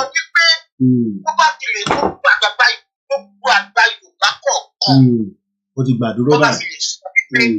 Àwọn plan ìpinnu meeting yẹn àwọn fẹ́ lọ tún ìwà mọ́ Nàìjíríà ọlọ́run ọba òun. Ànígbà kò gbọ́ kò gbà ní ọ̀rọ̀ tó wà lẹ́yìn. Kò ṣe fún ọkọ tó dijọ́ yẹn. Àṣẹdùmarè. Ṣùgbọ́n tó bá ní máìndì báwọn fẹ́ lọ yọ wá kúrò ilẹ̀ Yorùbá ni jẹ́ kí ilẹ̀ Yorùbá ní gbígbà kó ṣojú ẹ̀mí wọn. Àmín àmín àmín ẹ ṣé gan ni thank you so much.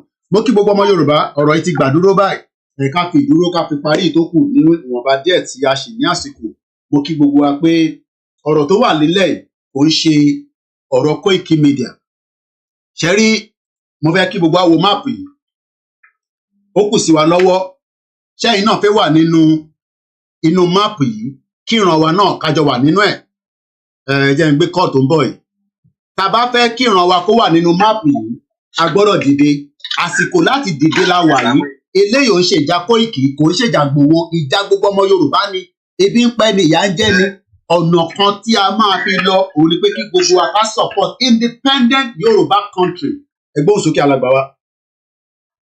Hello, Mr. Koiki ẹ kú iṣẹ́. Àwa ni ẹ sàn. Ẹ kú àtótó nu. Àwa ni ẹ. Àmọ̀ràn tèmi ń sìn wípé àwa táwa ń diaspora because èmi ń sọ̀rọ̀ láti US Indiana mo wà. Ẹ jẹ́ kí a bẹ̀rẹ̀ sí ń dá owó gidi a bẹ̀rẹ̀ sí ń dá owó ọ̀pá. Ká lè ṣe kinní yẹn fún wọn.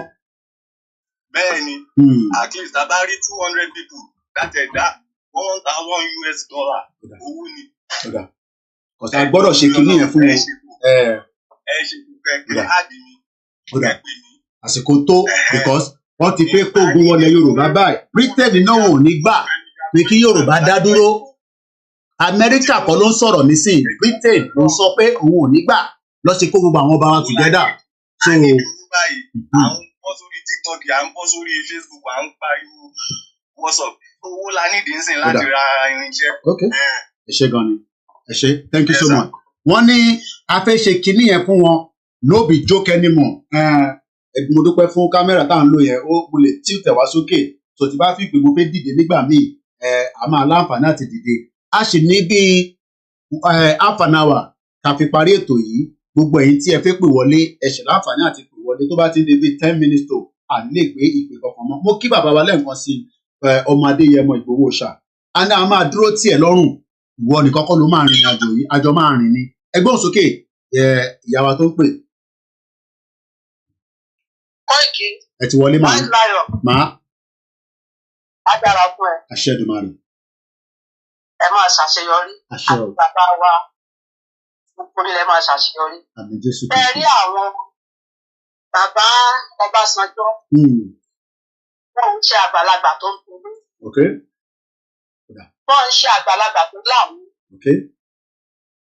Ṣé bàbá wà kékeré bí ní gbogbo bá ṣe ní orí sùn lójú wọn? Àwọn kí báwọn ọmọ wọn gbádùn. Nígbà tí àwọn bá wù pẹ́sidẹ́ǹtì kí ni wọ́n ṣe fún ilẹ̀ Yorùbá? Wọ́n ní àwọn tó ṣe ni àwọn kò wá ro àbúrò ọmọ Yorùbá kan ni wọ́n gbé pé tán tí ìyẹn jáde pé bàbá Ọbásanjọ́ ló ṣe fóun. Wọ́n ìdáwọn àgbàlagbà wa àwọn olóṣèlú wa ṣe jẹ́ ká.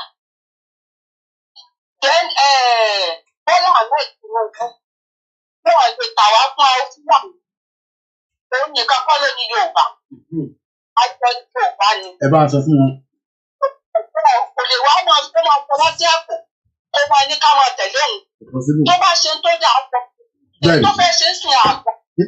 Kò dáa rárá ilé ìtọ́fẹ́ ṣe yóò dáa. Àpò Then ẹ̀rọ bá ní sọ fún àwọn ọba tó bá jẹ́ pé àtọ̀ ọmọ àlè ni wọ́n fi bí ó lọ sáyà amalgamation kí wọ́n pè. Ajẹ́pọ̀ ọmọ àlè ló fi kì í ṣe bàbá ẹ̀ ló bí. Torí bàbá rẹ̀ rán bàbá rẹ̀ kò ṣe nǹkan kò fi wọ́n sí ajẹ́ Yorùbá. Wọ́n kọ́ kárí ojúbọ àpérè. Wọ́n bá yẹ pé ọba kan wá wà ní ilẹ̀ Yorùbá. Tàṣà lọ́ba tí wọ́n bá kọ́ ọba 100 jọ ní ilẹ̀ Yorùbá. Bóyá ìgbẹ́ tó kù mí lọ. Àwọn àdúgbò ti lẹ́yìn àtìmọ́ ẹgbẹ́ àti ẹ̀kàwé lọ sí àtàkùn bàbá owó lọ́wọ́. Bẹ́ẹ̀ni. Ṣé ní bí àwọn ọba wa ṣé bí bàbá wọn èyí tó bá ti sáyìn ṣé bí bàbá wọn ṣe ṣe nìyẹn. wọ́n fi àwọn olówó ṣe ṣe nìyẹn ẹ bá bàbá àwọn olóṣèlú ṣé bí àwọn olówó ṣe ṣe nìyẹn. ẹ fi tó kẹ́ni ètò ìdìbò ní Sunday Adéyẹmí ṣe fún wọn tí wọ́n fi ní kí wọ́n fi blọọkì owó rẹ̀. àjẹ́dá àwọn Fúlàní nìyẹn wọ́n lórówó náà ló ṣe é ṣe Yorùbá nation wọ́n ní gbòòrò owó náà ni àwọn máa lò. wọ́n máa gbé ìgbà àkọ́kọ́ àti ìsìn ó ti yí padà. ayé ìgbà tó dúdú ó ti kúrò. ọmọ àná ó lè gbé wọn sọnù ó lè gbé wọn sọnù nígbà ó ṣẹlẹ̀ sí ètò. wọ́n tún sọ orí wọ́n tún tọ́ ìdí wọ́n ní kí ọba gbogbo ọba kó lọ sọ́dọ̀ Elégùṣì kó lọ ṣe mítìnì àrísí ńlá. bàbá mi ti gbé bílíọ̀nù ìgbẹ́ báyìí ó dá owó wọn padà wọ́n àgbà náà ìyá ti tó. ìyá ẹ ti tó ìyá ẹ ti pọ̀ jù. ìyá ẹ ti pọ̀ jù. iṣẹ́ kẹ́ ọmọ láti bẹ̀rẹ̀. ọmọ wọn nìkan ló ń jáde. olówó nìkan àwọn olówó nìkan ló ń gbádùn. ẹ̀pàrọ̀. kí wọ́n fún gbogbo àkáǹtì Sunday Igboho kí wọ́n fún ẹ̀ kí wọ́n ṣe fún wọn. nǹkan kan. ẹni tó gbé bílíọ̀ gómìnà tó gbé bílíọ̀ kí wọ́n rí sọ́kùn. wọ́n rí kankan ṣe sí. kí ni wọ́n ṣe fún afọ́tò ní Chinese tó disrespect Nàìjíríà kí ni wọ́n ṣe fún. wọ́n rí kankan ṣe sí. criminal ni wọ́n rí kankan ṣe sí. ọba rúdà dúpẹ́ ní. àbí wọ́n ń gbogbo ọmọ tó ń sọ̀rọ̀ wọ́n ṣe jẹ́ pé Yorùbá orí ìwọ̀n òpè náà ọgbọ́n tẹ́ńtà wà láàmú náà ọgbọ́n ṣe ń pa wá kú mọ́. ẹ wo àwọn àgbàlagbà tó wà níbẹ̀ tí àtọ́lọ́sẹ̀dọ̀ àti àgbàlagbà ẹ lọ ṣọ́ra yín. àgbàlagbà lè nílò bọ́tẹ́ lọ ṣọ́ra yín kà ní. kìíní yẹn la máa ṣe fún wọn kìíní yẹn la máa ṣe fún wọn ìtọ́sọ yẹn. Nàìjíríà wọn ti bí àwọn olóṣèlú ń ta property federal. They are bomb bastard. wọ́n ń ta ogun state wọ́n ń ta fúnra wọn kò ní dáa fún yín. aṣẹ́dùmarè bó ṣe rí nìyẹn.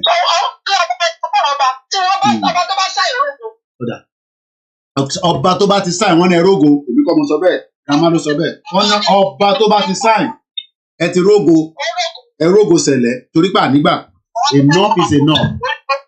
hold on mákànjọ́lá hold on kó tó wọlé hold on jẹ́ kí màmá sọ̀rọ̀ kọ̀ màmá sọ̀rọ̀ lọ́wọ́ ẹ ṣé gan ni grandma thank you so much for the contribution. kíní yẹn la máa ṣe fún yín ẹ ṣé gan ni màtúrà àsìkò ni ó yá gbóhùn sókè mákànjọ́lá àdìgún ló sọ̀rọ̀ a pàdé ní 2021 ọmọ Yorùbá àtàtà ni ó yá gbóhùn sókè ní kíákíá máa fún ẹ ní few minutes kò bí wàá sọ̀rọ̀. mo fẹ́ gbogbo Yorùbá lágbàáyé ẹ fura ẹ lè ṣọ́ra. meeting tó fẹ́ lọ ṣe lẹ́kọ̀ọ́ on the 7th of November gbogbo Yorùbá ṣọ́ra. mo lè fẹ́ gbogbo Yorùbá kọ́ kéèsì pé it was a agenda and negative agenda that is the big petition táwọn onídàá bá sọ̀rọ̀ meeting fún Prime Minister Britain. That was the primary purpose of why they are converging. Wọ́n ti rí i pé how did they succeeded in penetrating downward state? And the petition was accepted and documented in the office of the Prime Minister of Britain. So the report they brought from the Foreign Affairs Ministry was a doctored report, trying to coerce the British High Commissioner who the British people rejected that petition. Irọ́ ló ń pa rejected irọ́ ni kò síbi kankan tó ti rejected. They are now looking for another avenue to, create skepticism in the mind of our people. Skepticism here by organizing a counter meeting, of enemies of Yoruba freedom who are benefiting currently from more Nigeria. ẹ tó ń sọ̀rọ̀ yìí ọ̀jọ̀gbọ́n ni o àwọn eléyìí ń sọ̀rọ̀ kọ́ máa ní nǹkan tó ń sọ fáàtì ló ń sọ fáàtì rí o. mo ti pa ẹwọ kí ni mo ti pè é Koiki láwọn ọ̀gá láti fọ́ mi mo ti bá kọ́mi bàbá yìí òkú mi ló sọ the same thing.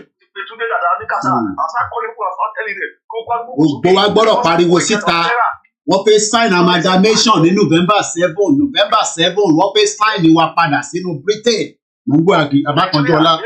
wọ́n fẹ́ sign wa padà and now ó béèrè mo ṣe báyìí ní kọ́sọ̀rọ̀ tó ń sìn ní former assistant general secretary Laromudu àtẹ́lẹ̀ Dr. Kẹ́hìndé Akínwádé ó béèrè náà wọ́n pé wọ́n fẹ́ ṣe mítì nílẹ̀ Yorùbá wọ́n ṣe nífẹ̀ẹ́ pálásì ní òfìfẹ́ wọ́n ṣe ní pálásì Aláàfin of Ọ̀yọ́ wọ́n ṣe ní pálásì Ògbómọ̀ṣọ́ wọ́n ṣe ní Akẹ́ wọ́n wá sí Èkó ṣe pèsè tẹ́fẹ́ lọ ṣe mítì ní pálásì Ẹlẹ́kọ̀ọ́ yìí àbúkẹ́kẹ́ anything Yorùbá ó ti dé kò kì í ṣe part of Yorùbá. Now that was submit petition why is Lagos they have said it's not part of Lagos it's not the venue. the advantage of a man who has said it's not part of the Yoruba struggle. Okay. To a boy tí mo tó pe meeting yẹn ọ̀rọ̀ Yorùbá World Congress kìíní kan tí Mama Naira interview some few days ago. As being a person, I Adebakola brought into this struggle. Ó ti gbowó ni, wọ́n ti gbowó ni, wọ́n ti fọ́n owó síta rẹpẹtẹ, Tinubu ti kówó síta, wọ́n ti pín mọ́tò, wọ́n ti pín màálù gan. Iṣẹ́ tó máa ń ṣe ni wípé wọ́n máa lo popular struggle of the people láti kọ́nà rẹ̀ tó bá ti pé Yorùbá ti mú tó direction. Ó dẹ̀ máa affect the godfather owó which is Bola Ahmed Tinubu. Wọ́n á ti lọ gbé ló platform ẹ̀ fi pé gbogbo àwọn olè jọ bí ẹgbẹ́. I did under the banner of the traditional institutions tó kó only connection fún àwọn ọmọ Yorùbá dìde ká dìde àti wà ní danger àti wà nù ewu lọ́wọ́lọ́wọ́ báyìí. Ilé ò sọ̀rọ̀ àti wà nù big problem tá wà ká ti ń bá bọ̀ tẹ́lẹ̀ ilé ìta fẹ́ kó sínú ẹ̀ nísìnyí ó máa le ju èyí tó ń bọ̀ lọ. Nígbà wọ́n ṣe bí ẹrú lọ fọ́mọ. Bẹ́ẹ̀ni. Kọ́dẹ̀ jẹ́ kó yé wọn wípé wọ́n ṣe bí ẹrú lọ fọ́mọ. Kọ́dẹ̀ jẹ́ kó yé wọn wípé ẹ máa gbọ́ Koiki káwọn èèyàn máa gbọ́. Wọ́n gbọ́. Indigenous nation ni wá. Bá a ṣàlàyé fún wọn tó jẹ́ bẹ́ẹ̀. Yorùbá indigenous Yorùbá nation ni wá. Bá a ṣàlàyé fún wọn torí àwọn kan ọ̀gbọ́n tó jẹ́ bẹ́ẹ̀. Lọ́ọ̀ tó fún wa tá à ń lò gẹ́gẹ́ pé tó bá jọ ọmọ Yorùbá ni wá láti dé indigenous nation kò sí nǹkan tó jẹ́ gómìnà kò ní kò jẹ́ senator it is the people themselves that determine their own destiny led by their leaders who are the foremost in the forefront of this struggle. So another is part of this, but it's not the absolute. And the colonial process under the structure, under the concept of self-determination, under the indigenous status, so Yoruba cannot sit somewhere and say he's taking a decision for over 90 million Yoruba all over the world. Bá ń ṣàlàyé fún wọn tó ń pè ní self-determination kò lè mi dáadáa bá ń ṣàlàyé àdìgún. And that is why most times tó bá di pé ó dìjà wọ́n fẹ́ yanjú ẹ̀ wọ́n ní kọ́ lọ ṣe referendum. Ṣé ọba nìkan ló ń vote the referendum or anybody voted on the equal basis? Bá ń ṣàlàyé fún wọn, bá ń ṣàlàyé torí kò yẹ pọ̀lọpọ̀. We need to understand this fundamental factor. We must not allow them to take a decision on our behalf. If the worst comes to worst, let the British government call the United Nations to convene a referendum for us. Káwọn ọmọ ayẹyẹ tó bá pọ̀ jù wá lọ, tó bá jọ vote. Carry anything sure about to supersede that or the other. We are using this avenue now to call Banji Akintoye to report the federal government to report the federal government to the United Nations through the British government that the right to self-determination has the input of Britain in the charter to establish it. And we have not taken up arms, we are agitating on the peaceful process. Power and coup and lọ sílé ìwé àwọn èèyàn kọ́ṣẹ́ síbẹ̀ kò síṣẹ́ security. All kinds of draconian economic policies are there to drive the majority of women to their grave. Owó ìpòsí wà lórí. Àlẹ́bí òkè ṣe pé àjẹ́dá wọ́n pa àgàtà IMF ló kàn lórí ilẹ̀ tiwa o pẹ̀lú resources tiwa o. Ibi tá a bá iṣẹ́ wa dé tó kù ní pé ká lọ fẹjọ́ àwọn tó jílẹ̀ tiwa lọ sọ àwọn tó kó wa papọ̀. Àwọn àpapọ̀ wa lórí wọ́n tó kó wa papọ̀. Kò mú jà dání. Kí ni máa fa ìbílẹ̀ pé kí ni ẹ̀tọ́ kí not? Máa kọ́ ṣẹ́sẹ́ àwọn ọba Yorùbá pé wọ́n á dùbà tí ó lè gbowó fáwọn within 24 hours. Wọ́n bá sàdé wọn. What an country. Bá ń ṣàlàyé fún ọmọ ìkó ọgbọ́n ìbò dáadáa bá ń ṣàlàyé fún wọn. Àwọn tó wà lórí Facebook tó ń sọ pa Yorùbá dis Yorùbá that majority of them are planted on Facebook to use our struggle to promote the political agenda of their godfathers, not for Yoruba self-determination struggle. Bá ń ṣàlàyé fún wọn, bá ń ṣàlàyé. Ẹ̀dẹ̀ mọ̀ wọ́n dáadáa. Gbogbo tó bá tẹ́lẹ̀ kọ́mẹ̀tì Yorùbá, àwọn kan wà, wọ́n fi ìyà tó ti wá nínú Nàìjíríà, wọ́n lọ fi negotiate pẹ̀lú àwọn olóṣèlú. Ìyẹn náà ìbí yẹn lọ ti ń ṣe bọ̀ láti 30 years ọ̀nà òun ṣe Yorùbá nation. Wọ́n ṣe Yorùbá nation yẹn kàn gbọ́ wọn. Ẹ ṣe Yorùbá nation yẹn kàn gbọ́ yín. Mo máa bèrè lọ́wọ́ Koiki, ó jọ nítorí Elédùmarè. Bèrè lọ́wọ́ àwọn leaders kan tó ti ṣe struggle yìí wípé níbo náà dúró sí. Ẹjọ́ Akínọlá, Reverend Adéṣọ̀kan, Kúlẹ̀ Adéṣọ̀kan, kẹ bá mi bèrè lọ́wọ́ wọn wípé nínú ọ̀rọ̀ tó wà nílẹ̀ yìí, níbo náà dúró sí. Tó tọ́ táwọn ọba àtàwọn ẹgbẹ́ kan láti kó àwọn ọjọ́ pẹ̀lú láwọn fẹ́ gbé ọba sí meeting ní palace Akété nílùú Èkó, gbogbo fẹ́ take decision. Láti counter nǹkan tí gbogbo Yorùbá ti kójọ tàbí ṣe láti ọdún yìí tó pé ó ti wá wọnú ibi tí ọjọ́ ẹ̀kọ́ ti decide ká notify àwọn wíkẹ̀ láti notify pé àwa ń lọ táwọn kò wọ́n fẹ́ kó àwọn jọ láti káńtà ẹ̀ ṣé bàbá làwọn púpọ̀ ìlú àwọn amagẹ́gbẹ́ ìtura ọmọ Nàìjíríà ni ṣé àwọn olùkọ́ òṣì tó ń ṣe bí wọn lẹ́nu ló lọ sáì tó kọ́ kó wà lẹ́wọ̀n Nàìjíríà ni àbí kí ni àbí ṣé wọ́n máa ń fún ọ̀lẹ́gbẹ́ kó pàtó yá ni let's be realistic so kò tẹ́lẹ̀ tẹ́kọ̀ ìwà wà ní ẹjọ́ ẹjẹ́ àgbọ̀dọ̀ gbà Koiki you must people wey Koiki must support to support Koiki media ẹjọ́ ẹ máa sọ pé ó máa organize consistently ó ká pé gbogbo ọmọ Yorùbá pé kíní yìí wọ́n fẹ́ sọ wá sínú kòtò ní o àgbọ̀dọ̀ gbà àdẹ̀ní gbà. a tẹ̀lé láti pè emergency meeting gbogbo ọmọ Yorùbá ní gbogbo àgbáyé báyìí emergency meeting gbọ́dọ̀ wáyé ní kíákíá tó ní pẹ́ kò ṣe gan ni àdìgún àtúgbẹ wá lọ́la bí ọ̀túnla àtújọ wá sọ̀rọ̀ thank you so much my brother mo nífẹ̀ẹ́ gan thank you lásìkò àwọn èèyàn ti pè àwọn èèyàn ti bínú nírọ̀lẹ́ Ìgbòho ti dàrú rẹpẹtẹ wọ́n ti pé amalgamate wa òun lẹ́rọ olóyè Ìgbòho níwájú self determination olóyè sọ pé àfẹ́ Nàìjíríà mọ́ bàbá Akíntóyè náà wọ́n fẹ́ ẹ̀yìn ọmọ Yorùbá náà sọ pé ẹ̀fẹ́ ni àfẹ́ olóyè nìkan ló sọ bẹ́ẹ̀ ẹ sáré bá gbọ́n sókè alàgbà tó pè ẹ káàbọ̀ sà. ọ̀rọ̀ àṣà tó dá mẹ́ta ọjọ́ kan pẹ̀lú. tí mo gbọ́ lé ni ó yà mí lẹ́nu o bẹ̀tẹ̀ mi náà ti mọ̀ pé ibi tó máa fẹ́ rìsọ́ọ̀tì sí náà ni ìgbà tí ìgbà tó ti sọ mí di tó ti gbé pépà yẹn wọlé mo ti mọ̀ pé wọ́n máa fẹ́ gbé àwọn nọ́sẹ̀nsì àjẹjà jáde. ó tẹ̀ ti jáde báyìí ó ti jáde báyìí a ti wà ní problem. mi lè parọ́ tán yìí kíní ló yẹ ká ti ṣe for long time gbogbo àbá ti ní ìyọjú báyìí. a máa ṣe kíní yẹn fún wọn ẹ máa ká pé lọ́nu sọ̀rọ̀ kíní yẹn la máa ṣe fún wọn. ẹ bẹ̀rẹ̀ sí ṣiṣẹ́ fún wọn lẹ́sẹ̀kẹsẹ̀ sí i gbogbo ẹ tètè máa lọ kíní tó fẹ́ ṣe fún ẹ máa bẹ̀rẹ̀ sí ṣe fún wọn sí i. ẹ jẹ́ kí kọ́lá ẹ̀ ṣe tán. ẹ bá ti ṣe mẹ́ta mẹ́rin sí ojú wọn máa wálẹ̀ sá. gẹ́gẹ́ tí mo sọ yẹn ẹ bá ti ṣe bíi mẹ́ta mẹ́rin márùn mẹ́fà sí i wàhálà wọn máa sún nǹkan ṣàmọ̀. because àwọn èèyàn ń jẹ̀yà ń ta ibi tó ń ṣe kékeré. everybody a lot of people want to go back home. ilé kẹ ilé ò ṣe lọ ilé kẹ ilé ò ṣe lọ sẹ ilé ò lẹ lọ ilé ò ṣe lọ we are all àti wà trap gbogbo àti wà trap. a lot of people a lot I can't complain I can't tell you lie a lot of people are sending message every day hey I need help so tí mo ní tẹ́tẹ́ bros ẹ ti mọ tí mo try ti sọ. kíní yẹn ni ẹ má fi gbẹnu sọ̀rọ̀ kíní yẹn wọ́n ti ní kíní yẹn la máa ṣe fún wọn gbogbo àná la máa ṣe kò ń ṣèyàn kan torí tẹ bá rán yàn ṣẹ tẹ̀yin náà ní ẹ̀fẹ́ ṣe ṣe gbogbo àná làjọ máa ṣe ni kò sí ta máa sọ lórí social media kíní yẹn la máa padà ṣe fún wọn ẹ ṣe gan ni. ẹ bá gbóhùn sókè Pastor Agboola the secretary of the Yoruba Nation Christian Association a ti wà láago 6 ó kọjá ìṣẹ́jú 10 ṣe rí i pé ọ̀rọ̀ yẹn ti gbà dúró mo ti dúró báyìí torí olóyè náà dúró ni nígbà tó fẹ́ lọ deliver letter òun ṣe pé ó jókòó kódà òjò rọ̀ níjọ́ yẹn tó ṣòpá àpẹẹrẹ tó dání. Pastor Agboola ẹ bá gbóhùn sókè àwọn èèyàn ń gbọ́ yín ẹ bá wa share program yìí wọ́n ní ọ̀nà àwọn bá fẹ́ lọ sign amalgamation àwọn èèyàn share tó bá yẹ pà ń sọ̀rọ̀ kó àtòbò ní sí ìdúgbà ẹ̀ máa ti dàrú ọ̀rọ̀ kó ọ̀tọ̀bò kan lélẹ̀ ọ̀rọ̀ tó ń dùn wá lọ́kàn 15 years ní Britain fi pé mi ní ìwé pé kí n lọ fi ṣiṣẹ́ ìjọ òun lẹ́nu mi tún máa dé tó máa gba èmi náà dé ní age tó dání torí mo ti pé 25 nígbà tí mo wọ̀ lóyè ẹni tó pé 40 tó wọ̀ lóyè tó wá dúró 15 years táwọn ti wá ti pé 55 àbí kò tó gbàwé ẹlòmíì lọ́kì ó gbà lóòótọ́ ní kíákíá òkò ṣe gbogbo èèyàn lọ́mọ wá fún ní visa láti wọ̀ lóyè gbogbo àwọn tá apply fún pé kọ́ wá bá wa ṣayẹyẹ wọ́n decline wọn náà fún wọn ní visa bomb blaster ẹgbọ́n sókè.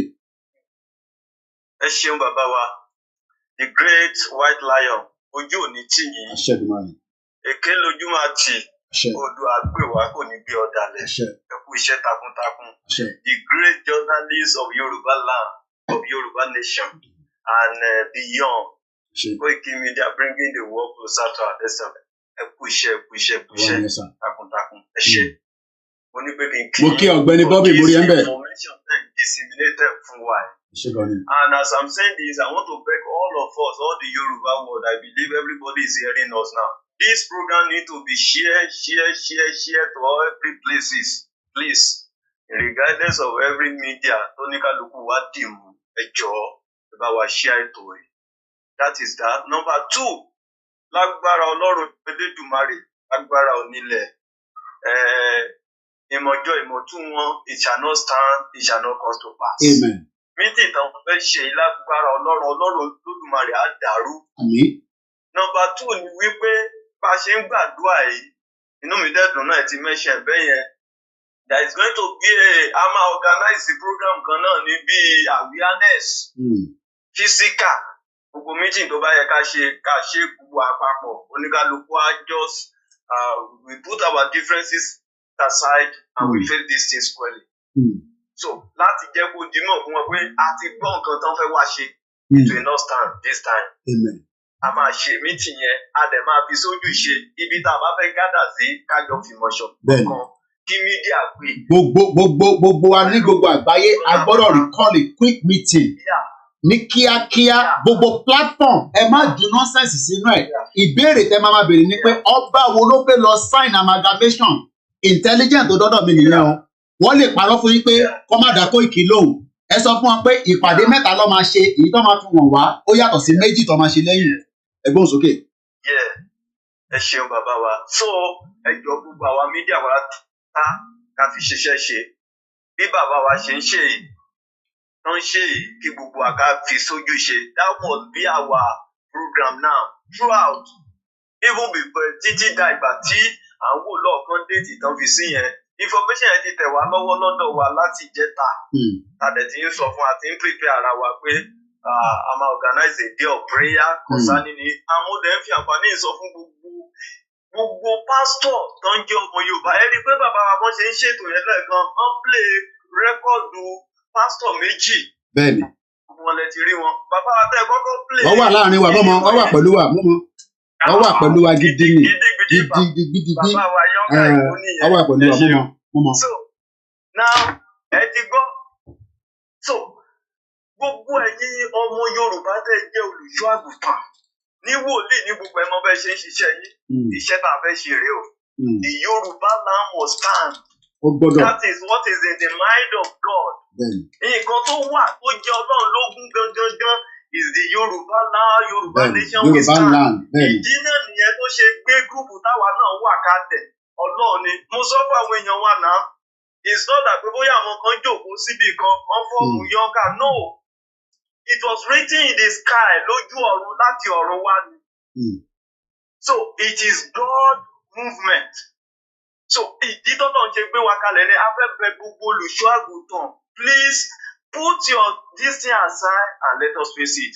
Níbi tí gbogbo wa wà ká máa gba àdúrà yẹn ká máa ṣiṣẹ́ wòlíì yẹn ká máa ṣiṣẹ́ àdúrà yẹn Ọlọ́run kò gba ilẹ̀ tó bá ti ní any pastor that is preaching anything against it recently I post that the only prayer now tá a nílò ni ilẹ̀ Yorùbá pray for Yoruba land and the dissolution of Nigeria that's all any other prayer tó bá ń pray nílẹ̀ Yorùbá pé kó pray fún Nigeria irọ́ ló ń pa ní church yẹn. pásítọ̀ yẹn gan sìn kò sígbà tá a ní fojú sáà pásítọ̀ náà lára bẹ́ẹ̀ni bí nǹkan tí àwọn màmá wa ń sọ yẹn máa ṣẹlẹ̀ kíní yẹn la máa ṣe fún gbogbo yín kíní yẹn ni torí ṣẹ́ni ẹni ṣúkúrú lórí tẹ́bá náà ní ṣúkúrú lórí àwọn agbọ́n sọ pé nípa ní ṣúkúrú lórí torí pé òtútù ti wọnú ara wa a lè gbọ́dọ̀ wá fi ṣúkúrú wọ̀nyí ẹni tó wà ní òde máa jìyà táwa máa gbádùn ní bíbá ká máa tẹ́ sí lójú kò possible enough is enough is enough no more amalgamation of Yoruba land by any ọba nílẹ̀ Yorùbá a máa fi kíní yẹn a máa fi wọ̀nyí ni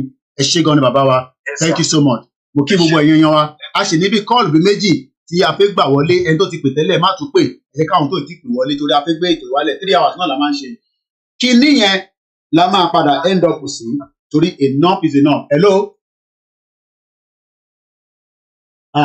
ẹyẹ ẹgbẹ́ òsókè akéde ẹgbẹ́ òsókè ní kíákíá.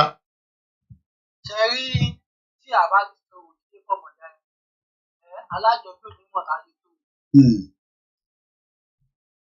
kíní yẹn tán la máa ṣe fún ẹ ká kọ́ ṣe fáwọn ọmọ ìyá wa káwọn alájọbí tó wà ń tà nǹkan tó bá gbà good measurement app good place ní ilé ìgbà tó wà ní tó má mọ̀ fáwọn ọmọ ẹ̀kọ́ pẹ̀lú information yìí láti police how what that time. Okay. tó má mọ̀ fáwọn direct.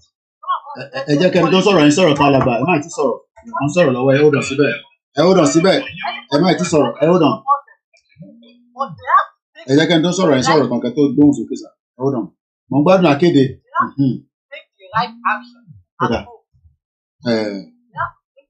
Bàbá wa Professor Emeritus Akintoye wọ́n gbọ́dọ̀ wà bold enough bàbá wa Ìgbòho gbọ́dọ̀ wà bold, gbogbo wa gbọ́dọ̀ wà bold.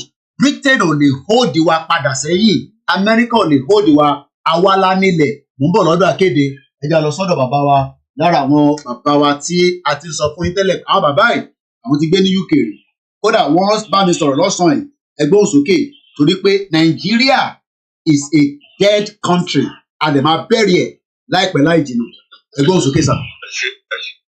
Ẹ ṣé mo dúpẹ́ o, yóò dára fún koikimedia ní gbogbo àgbáyé, ó sì máa fẹ́ ó máa tóbi ju bó ṣe é ṣe yìí lọ. Àti gbogbo àwọn tó bá ń gbọ́ Yorùbá nation lọ́jọ́ ọmọ Yorùbá ni wá. Number one tí mo fẹ́ sọ nísìnyí ni wípé torí tá a bá tó sọ̀rọ̀ tá a bá sọ̀rọ̀ tó àtúgbọ̀dọ̀ tó pé ẹ má bínú gbogbo èèyàn pàwátà. Wọ́n dẹ̀ kí àwọn arákùnrin mi náà tó jẹ́ pé wọ́n ṣe sọ̀rọ̀ tó pásítọ̀ Agboola. Wọ́n ṣe takuntakun nílùú Òkòbí àti gbogbo àgbègbè ilẹ̀ Yorùbá. Ẹ ṣé mo dúpẹ́. Báyìí ó tó délẹ̀ báyìí ó ti nílò báyìí bí ó ti mo sọ nígbà tí Yorùbá Gidi wá ìdẹ́fìn mi. Ó ní ibi tá à ń lọ ní Nàìjíríà àti débẹ̀ báyìí o. Àti débi tí àwa lọ báyìí kó tó wá di wípé ó máa di pé kéde kó dàbí kó tó di pé yóò di ọlọ́mọ ọmọ mọ́. Kí bàbá gan bá wa kí Bàjáde báyìí kí bàbá ṣe war press ká ṣe ìkéde gbogbo oníròyìn láti Benin wípé ó tí wọ́n space ó tí wọ́n kò sápamọ́ o àti gbọ́ ó ti wà ń ta. Kí ló dé tá à ní máa dárúkọ àwọn ọba yìí náà ṣé wọ́n ní ká má dárúkọ ọba ni. Ibi àwa ni wọ́n jọba lé lórí. Bẹ́ẹ̀ni. Ẹ ṣe báwa ni wọ́n jọba lé lórí. Bẹ́ẹ̀ni. Torí tí mo fi pè gangan nìyẹn wípé a ò tí ì máa dárúkọ àwọn ọba ilẹ̀ Yorùbá tó lóko. Ó dà bẹ́ẹ̀ bẹ́ẹ̀ ṣe sọ yẹn. Àwọn ọba ilẹ̀ Yorùbá bàbá Ọọ̀ni. Ọọ̀ni of Ifẹ̀. Ọọ̀ni nìta. Gbogbo wọn pátá. Àti gbogbo àwọn tó wà bẹ̀ ní Ìjẹ̀bú. Bàbá Kárìbò. Bẹ́ẹ̀ni. Tirẹ́mọ. Àdàlákẹ́ Ọ̀fàké. Gbogbo àwọn ọba ilẹ̀ Yorùbá ká bá sọ wípé àwọn tá wà lórí social media wípé wọ́n kàn ń jánu ní. Kábíyèsí Elédùmarè. Oh my Lord. Ọmọ tí ìparí tán báyìí ó mọ̀ kó 17 days báyìí. Ìbàdàn ní Tuesday ní Wednesday ọjọ́ arábíyá mọ́mọ́ là ń pariwo yìí.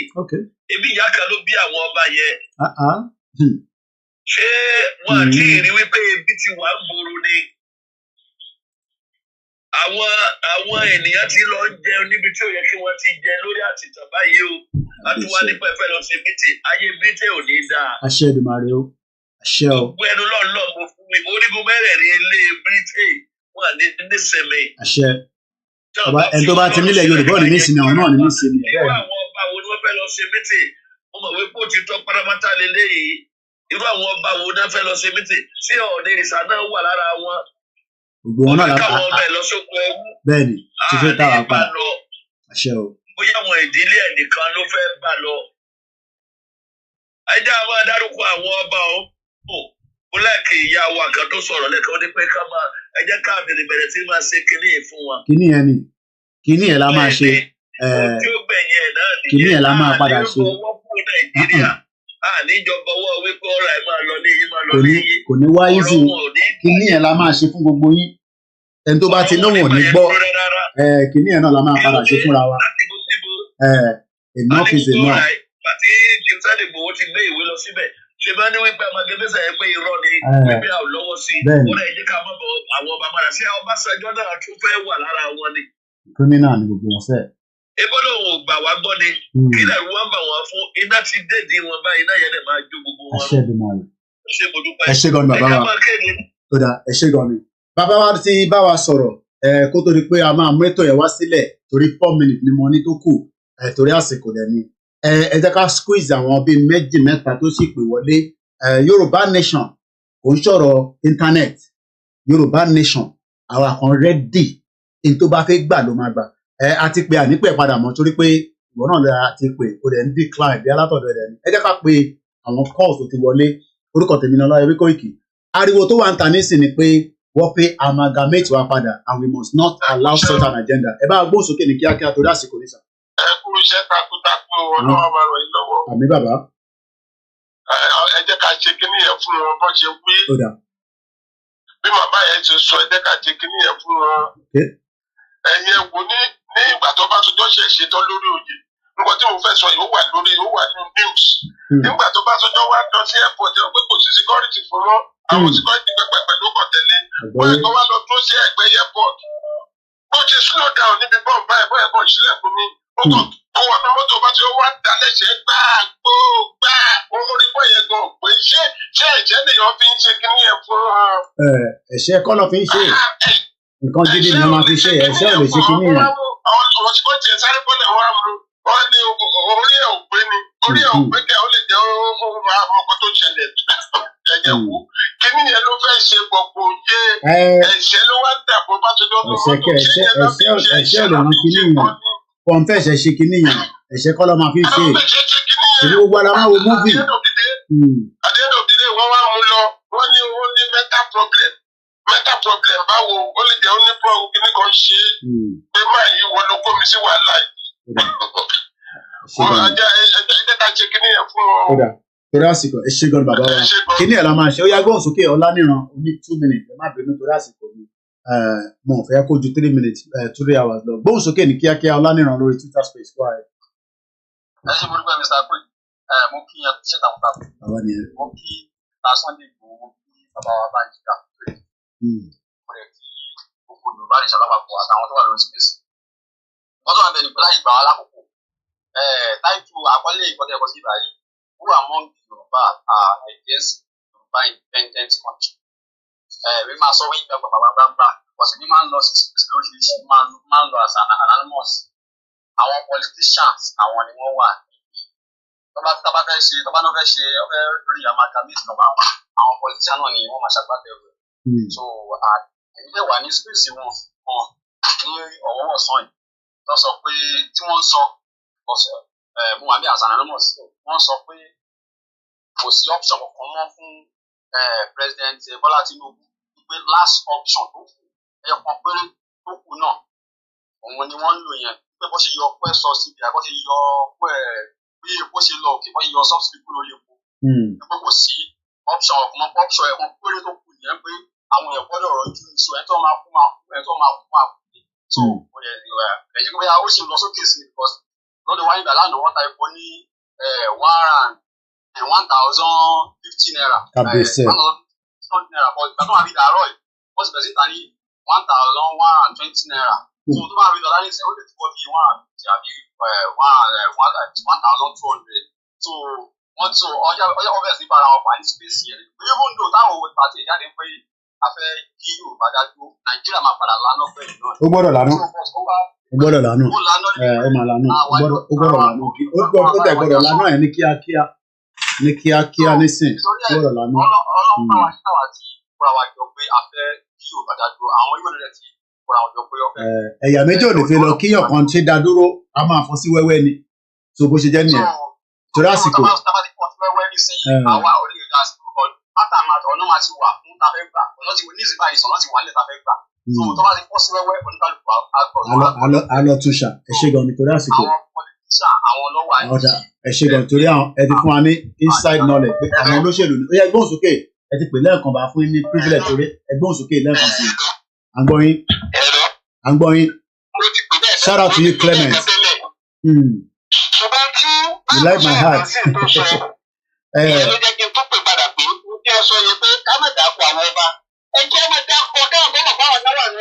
Bẹ́ẹ̀ni agbọ́dọ̀ máa dárúkọ bẹ́ẹ̀ni ìparọ́. àtìgbà tí wọ́n ti lọ́tọ̀ àti tí wọ́n ti lọ́rùn ẹ jẹ́ káwọn ọgbẹ́ àwọn mẹ́bí àwọn wà ní.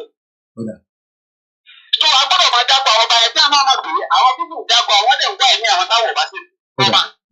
àtẹ̀wé mi wọn bọ̀ kíní yẹn la máa ṣe fún yín ẹ ṣe gan ni kíní yẹn la máa ṣe fún yín kíní yẹn lọ ní ká ṣe fún yín gbogbo yín dẹ̀ la máa ṣe fún torí pé ẹ fẹ́ jẹ́ ká lọ èyí tẹ ọmọ tó níyàwó ò ní sùn òun mọ̀ ní fojú kan run a lè sọ́fà nínú ilé ká tún sọ́fà níta àwa ti sọ́fà ẹni tó bá máa délé ní Ọlọ́run jẹ́ kó dé láyọ̀ àtàláfíà but wàá mọ̀ pé nǹkan kí sí sẹ́pọ̀n ràgó nílùú òyìnbó ẹ jẹ́ kí brọ́dà mi láti Dublin àjọ darapọ̀ mọ́ rally àti dínà ni ẹ bá gbóhùn sókè ní kíákíá ẹgbẹ́ mi sí máì. ẹ kálẹ̀ kúṣẹ́ kú gbogbo mo gbàdúrà fún yín kò ní ṣẹ̀mí kò ní ṣe àwọn ọmọ kò ní ṣe ìyàwó so ẹ ṣe ẹ kú gbogbo àwọn àwẹ mi fẹ́ tẹ̀tà yín nǹkan tó ṣẹlẹ̀ ni pé ó wà so obvious pé Nàìjíríà ti pín already ọ̀tọ̀ra wa ni. Jẹ́rí meeting tó fẹ́ ṣe yẹn irọ́ ló wà bẹ́ẹ̀ because ibi tó jẹ́ tí ó lọ ṣe lásán wọ́n ti fail already. Because ẹni tó fẹ́ lọ ṣe lọ́gbẹ̀ẹ́ gan ó sọ pé òun ò ń ṣe Yorùbá. Ẹgbẹ́ kò sí nǹkan tó kọ Yorùbá pẹ̀lú ilẹ̀ Èkó. So ìyẹn lásán ó ti fi wà so obvious pé irọ́ ló bá bẹ̀. So ẹ̀yin ọba tó bá lọ síbẹ̀ ìjẹkújẹ ló fẹ́ lọ jẹ. Àtẹnujẹ ni because nǹkan tó ṣẹlẹ̀ yìí. Ọ̀rọ̀ ìjẹkújẹ kọ́ lélẹ̀ àní wọ́n fẹ́ sign amalgamation ìjẹkújẹ kọ́ lélẹ̀ wọ́n fẹ́ lọ tọwọ́ bọ̀wé wọ́n fẹ́ sign amalgamation ó ti di ọ̀rọ̀ ìjẹkújẹ lọ ìbọn fún wọn ní mọ́tò wọ́n fún wọn lówó. Àwọn pariwo sí ni wọ́n ti wà so obvious pé nǹkan tó fẹ́ ṣe politics ni wọ́n fẹ́ jọ ìwà together gan lóhùn lẹ́ni fún gbogbo wọn ṣe torí pé ìka ní gbogbo wọn àwọn ọlọ́mọ tí wọ́n fọ àwọn ọmọ tí ìlú òyìnbó. Scholarship ní sẹ́ẹ̀ scholarship làwọn ọmọ fi wà nílùú òyìnbó. At the end of the day àdúrà àwọn ò ní gbà àdàbí tó bá pé ìfẹ́ Yorùbá lọ ní nìkan ló kù tó bá jẹ́ pé láti kọjú láti máa kó wa sóko ẹrú ni Ọlọ́run á mú gbogbo wọn á lè má ọmọ wọn náà tó dàbọ̀ sáyé. Thank you so much. Gbogbo ọmọ Yorùbá àní a ti wà nínú another danger tí ó kanlẹ̀kùn wá bá mi òun ni pé wọ́n máa amalgamate wa tá a bá pariwo síta ká dẹ̀ ṣe kinní yẹn fún wọn. Ẹ ló mà. Ṣóye sọ̀rọ̀ fún 2 minutes. Mo nílé sọ̀rọ̀ wà lórí live tẹ́ẹ̀ bá ti lè sọ bí a ti bá ṣe tán ni ká sọ̀rọ̀. Ó wà lórí live. Bẹ́ẹ̀ ni mà. Mo fẹ́ sọ̀rọ̀ nípa nǹkan tó fi ránṣẹ́ sí mi. Ẹ jẹ́ ká sọ̀rọ̀ ẹ later mo wà lórí live grandma màá pè é tí bá ti parí program all right ma.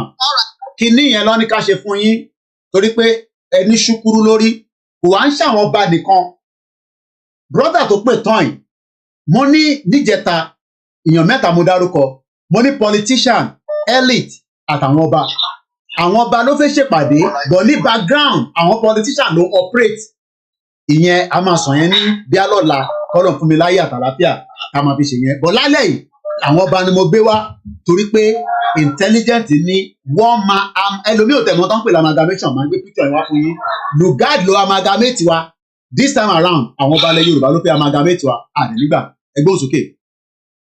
Ọláyọmí Koiki the white lion of our time ada fún yín.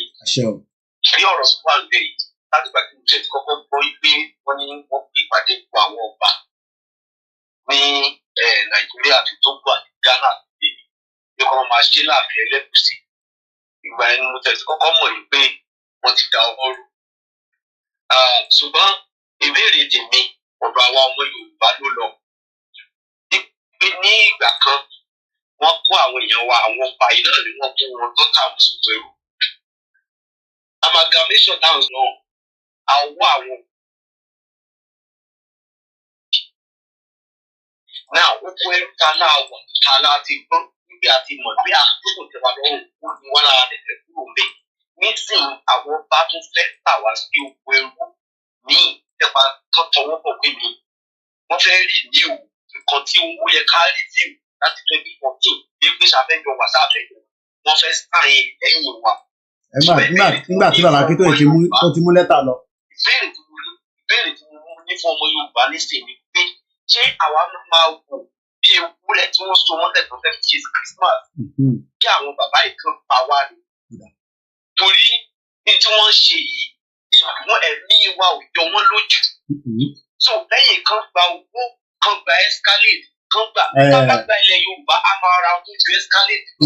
Iná rẹ̀ sí ní palace púpọ̀ nínú wọn báyìí generator ló ń lò. Ní palace ẹ wo Ilé Ifẹ̀ tẹ bá dúró sórí ààfin ọmọ Ifẹ̀ ẹ wo orúfù ilé tẹ máa rí ẹ wo ọ̀nà tẹ máa rí nínú ẹ̀ bàbá ẹ wo àwọn Rolls Royce náà kù ẹ wo àwọn escalate náà kù àní kí wọ́n máa wù ní ṣùgbọ́n tí wọ́n gbọdọ̀ tà wá sí oko ẹrú nítorí pé àwọn fẹ́ jọ láwọn fẹ́ jọ wáyé ó di ọ̀ọ́dí mélòó náà ti jẹ nílé Ifẹ̀ àwọn tí wọ́n jẹ ipò ni wọ́n wà láyé kò rẹ́ bà nǹkan tí mo fẹ́ kí àwọn ọba yìí kí wọ́n rò ní ṣùgbọ́n àwọn ọmọ Yorùbá ni mo bá lọ́rọ̀ nítorí pé má fi oko mi dá ọ̀nà ọjọ́ kan lè yàn ń kọ́ it is high time káyé dákẹ́ ká má jẹ́ kí ọmọlúwàbí wa kó di foolishness ká má jẹ́ kí ọmọlúwàbí wa kó di stupidity ẹni tó bá sọ pé tọ̀ pé kò yẹ pé ká gbé ìgbé ayé rọ̀ ẹni tó bá sọ pé tọ̀ láìsí wa ò jọ wọ́n lójú ó yẹ káwa náà kò yẹ ká fi láìsí wa lọ́wọ́ àwọn ní ìsinmi ni bẹ́ẹ̀ ni. It is time ká ṣe eye for an eye not for the price of your blood because àwọn bàbá wọn ò ní ìfẹ́ wa and we are still bẹ́ẹ̀ nìyẹn tí ò bá sí èèyàn nílùú tí ọba máa wà ní. Kò possible. Tí kábíyèsí ò ní bó ṣe lówó tó. Ìbáwá lọ́jọba lé lórí. Àwa lọ́jọba lé lórí. So nítorí ẹ̀ ìka ẹyọ kan ní kábíyèsí ní bàbá ní kátìkù tó wọ́n lè lọ jókòó kan lọ sign anything tó máa fi wá sóko ẹrú. Ní títí tó bá jẹ́ bẹ́ẹ̀ ló ṣe máa rí àbálé wọn kúrò láàfin wọ́n máa sáré kábàkàbà. Ṣẹ̀rí nǹkan tẹ́lifí fẹ́ sọ finally mo ní pé brother tó sọ̀rọ̀ lẹ́ẹ̀kan pé kábẹ̀rẹ̀ sí mobilize resources tiwa let us continue to mobilize our resources. Àwọn bàbá wọn yẹn ẹni tó bá ní wọn máa ní wá lára àwọn náà ò ní gbé ìlú yẹn. Àwọn náà ò ní gbé ìlú yẹn a máa ṣe kíní yẹn fún wọn ní God bless you. Ẹ ṣé gan ni. Mo kí gbogbo wa lẹ́ẹ̀kan sí ká tó parí ètò náà. Mo kí gbogbo wa, mo kí gbogbo ẹ̀yin tẹ́ dá sí o. Ọ̀rọ̀ tó wà nílẹ̀ yìí, ọ̀rọ̀ tí ọba tó bá jáde after November 7 tó wá sọ fún yín pé àwọn sáìnì kankan ìrọlọ́pàá meeting tó máa ṣe mẹ́ta ni wọ́n máa ṣe kan lóru a ṣe kan ní àárín òru bọ̀tí tó máa ṣe láàárọ̀ tí gbogbo wa máa rí wọn tó máa dágbádá bolẹ̀ ìyẹn ni wọ́n máa jẹ́ kí gbogbo wa rí. Mo wá ń bẹ gbogbo àwọn bàbá wa pé ẹ jọ̀ọ́ à ń bẹ̀ yín ẹ má sign agreement kankan pẹ̀lú Britain.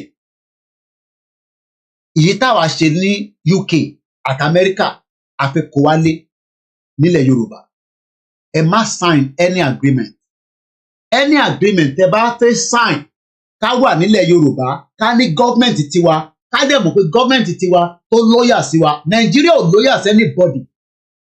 Ọmọ Yorùbá tó bá sì ń sọ pé Nàìjíríà lóyà sóhun irọ́ ló pa. Nigeria is not loyal to any single person whether you are Yoruba or not. It was not a country that we put on our own. It was forced on us. Amalgamation ẹ̀ lè rí lórí screen ẹ̀yin náà wò mí. And as I leave us tonight, I want us to take something away from this broadcast. That we will not give that land back again. Mo sọ níjẹta, omi ó wà lára negotiation tí wọ́n negotiate ní November 7. Èyí tó kù àkúdání for now. Tí ẹni ọba kankan bá jáde tó bá deny or release statement ní program tí mo ṣe lálẹ́ yìí, I will come out and I will release all the evidence that I have with me. Though I will put life at risk. But ẹ bá jáde ní any palace tẹ release any statement pé ìrọ̀lọ́pàá pàpàpàpàpàpà gbogbo èèyàn ọba yẹn pátá àṣírí yìí máa tú síta and the end of Nigeria might happen as quickly as we want. But we are telling you now ẹ má rò pé bẹ́ẹ̀ ṣe ń ṣe tẹ́ ń lọ tẹ́ ń bọ̀ gbogbo private jet tó fi gbé yín wọlé lókè lẹ fi padà tẹ wọlé tẹ sáré jáde gbogbo ẹ̀ pátá itinerary yín picture yín gbogbo ẹ̀ pátá la máa release orí social media afọ gbogbo ẹ̀ pátápátá kí gbogbo ẹ̀ kúkú dàrú di kíákíá. Koiki ni mò ń jẹ́ Ọláyọmí Koiki. Bẹ́ẹ̀ bá wọlé lóru wọ́n máa sọ fún mi bẹ́ẹ̀ bá wọlé lọ́sàn-án wá sọ fún mi bẹ́ẹ̀ wọlé pẹ̀lú atẹ́gùn gbogbo àjọ wà nínú ẹ̀ ni torí pé kí ni ìyà tí ẹ̀ ń fáwọn èèyàn wá jẹ wọ́n ní ìyà yẹn ti tó bí mi ò bá tẹ̀ wá jìyà èmi gbádùn pẹ̀lú àwọn ọmọ mi. Millions of Yoruba people are suffering. Mo kí gbogbo alẹ́ nǹkan sí i. Koiki Media bringing the work closer to your doorstep. Àníri jù bẹ́ẹ̀ lọ lórí ìkànnì wa lálẹ́ yìí. Gbogbo ẹni tí ó bá gbọ́ program yìí, ẹ pin fáwọn tó wà nílé pé inú ẹrú tá a fẹ́ wọ̀ ó máa le ju ìta ti wà nínú ẹ̀ lọ. Let us pull out together before it is too late. A very good evening. Mo kí bàbá wa Professor ADEBANJI Akintoye. Ọlọ́run bá Elédùmarè á bá mi lọ́rọ̀ ẹ̀mí yín bàbá. Ẹ pẹ́ fún wa. Ikú kan nípa yín ẹ máa kó wa délẹ̀ lérí. Gbogbo ẹni tó bá wá ń perí yín ní gbogbo bí wọ́n ti ń pè pátá gbogbo wọn pátá ni àwọn alálẹ̀ máa dé pẹ̀lú. Yorùbá nation kò ń ṣe Yorùbá nation. Àtọ́básanjọ́ o àtẹni tó náà ò fẹ́ o gbogbo yín pátá a máa kó yín débẹ̀ ni. Ẹ̀ta bá wá débẹ̀ tán àmọ́ bá ṣe máa yanjú ọ̀rọ̀ yín torí bomb bastard ló pọ̀ jù ní púpọ̀ nù yín. Mo kí gbogbo èèyàn wa a nílè máa dárúkọ gbogbo yín lẹ́yọ kọ̀ọ̀kan gbogbo eré náà ni mo kí ọmọdé mo kí àgbàlagbà èmi ló ń pè ní Koiki Media bringing the world closer to your doorstep. Mo kàn ra yan díẹ̀ fún yín ní ọmọ Yorùbá. Èyí tó wà nílẹ̀ ojú tí mo rọra sọ yìí. Mo kàn ra yan ni. Bò mo ń dúró kọ́ wá sọ fún wa after November 7. Tó bá sign, gbogbo ẹni tó bá sign ẹ̀ náà la máa gbé jáde. Ọkọ tó gbà yẹn, ẹ jẹ́ ká lọ múra sílẹ̀. Nigeria is sitting on a keg of gunpowder and it can explode anytime, any day, so that kò má sọ pé o gbọ́. Ogun kò ń ṣe tá máa bẹ̀rù mọ́ níbi tílẹ̀ ṣúdé wọ́n ń jagun káàkiri ni. Ogun la máa fi gbára wa sílẹ̀ ni. Àdúrà la máa fi gbára wa sílẹ̀ ni. Prepare your body and mind and soul so that we can free from the shackles of the criminal politicians tí wọ́n ń tà wá fáwọn international community one bastard. Ó dàrọ̀.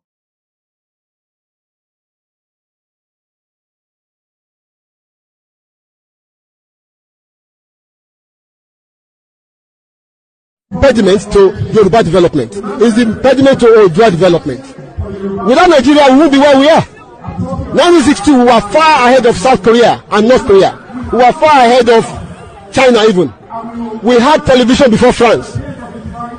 We had radio before South Africa. Now look at where we are today. I think it's a shame that even any Yoruba man can be talking about restructuring at this point in time. What are we restructuring? This country that is already shot to pieces? I don't think that's what we want. But they are always talking about giving Nigeria a chance. The patience of Yoruba with Nigeria has come to an end.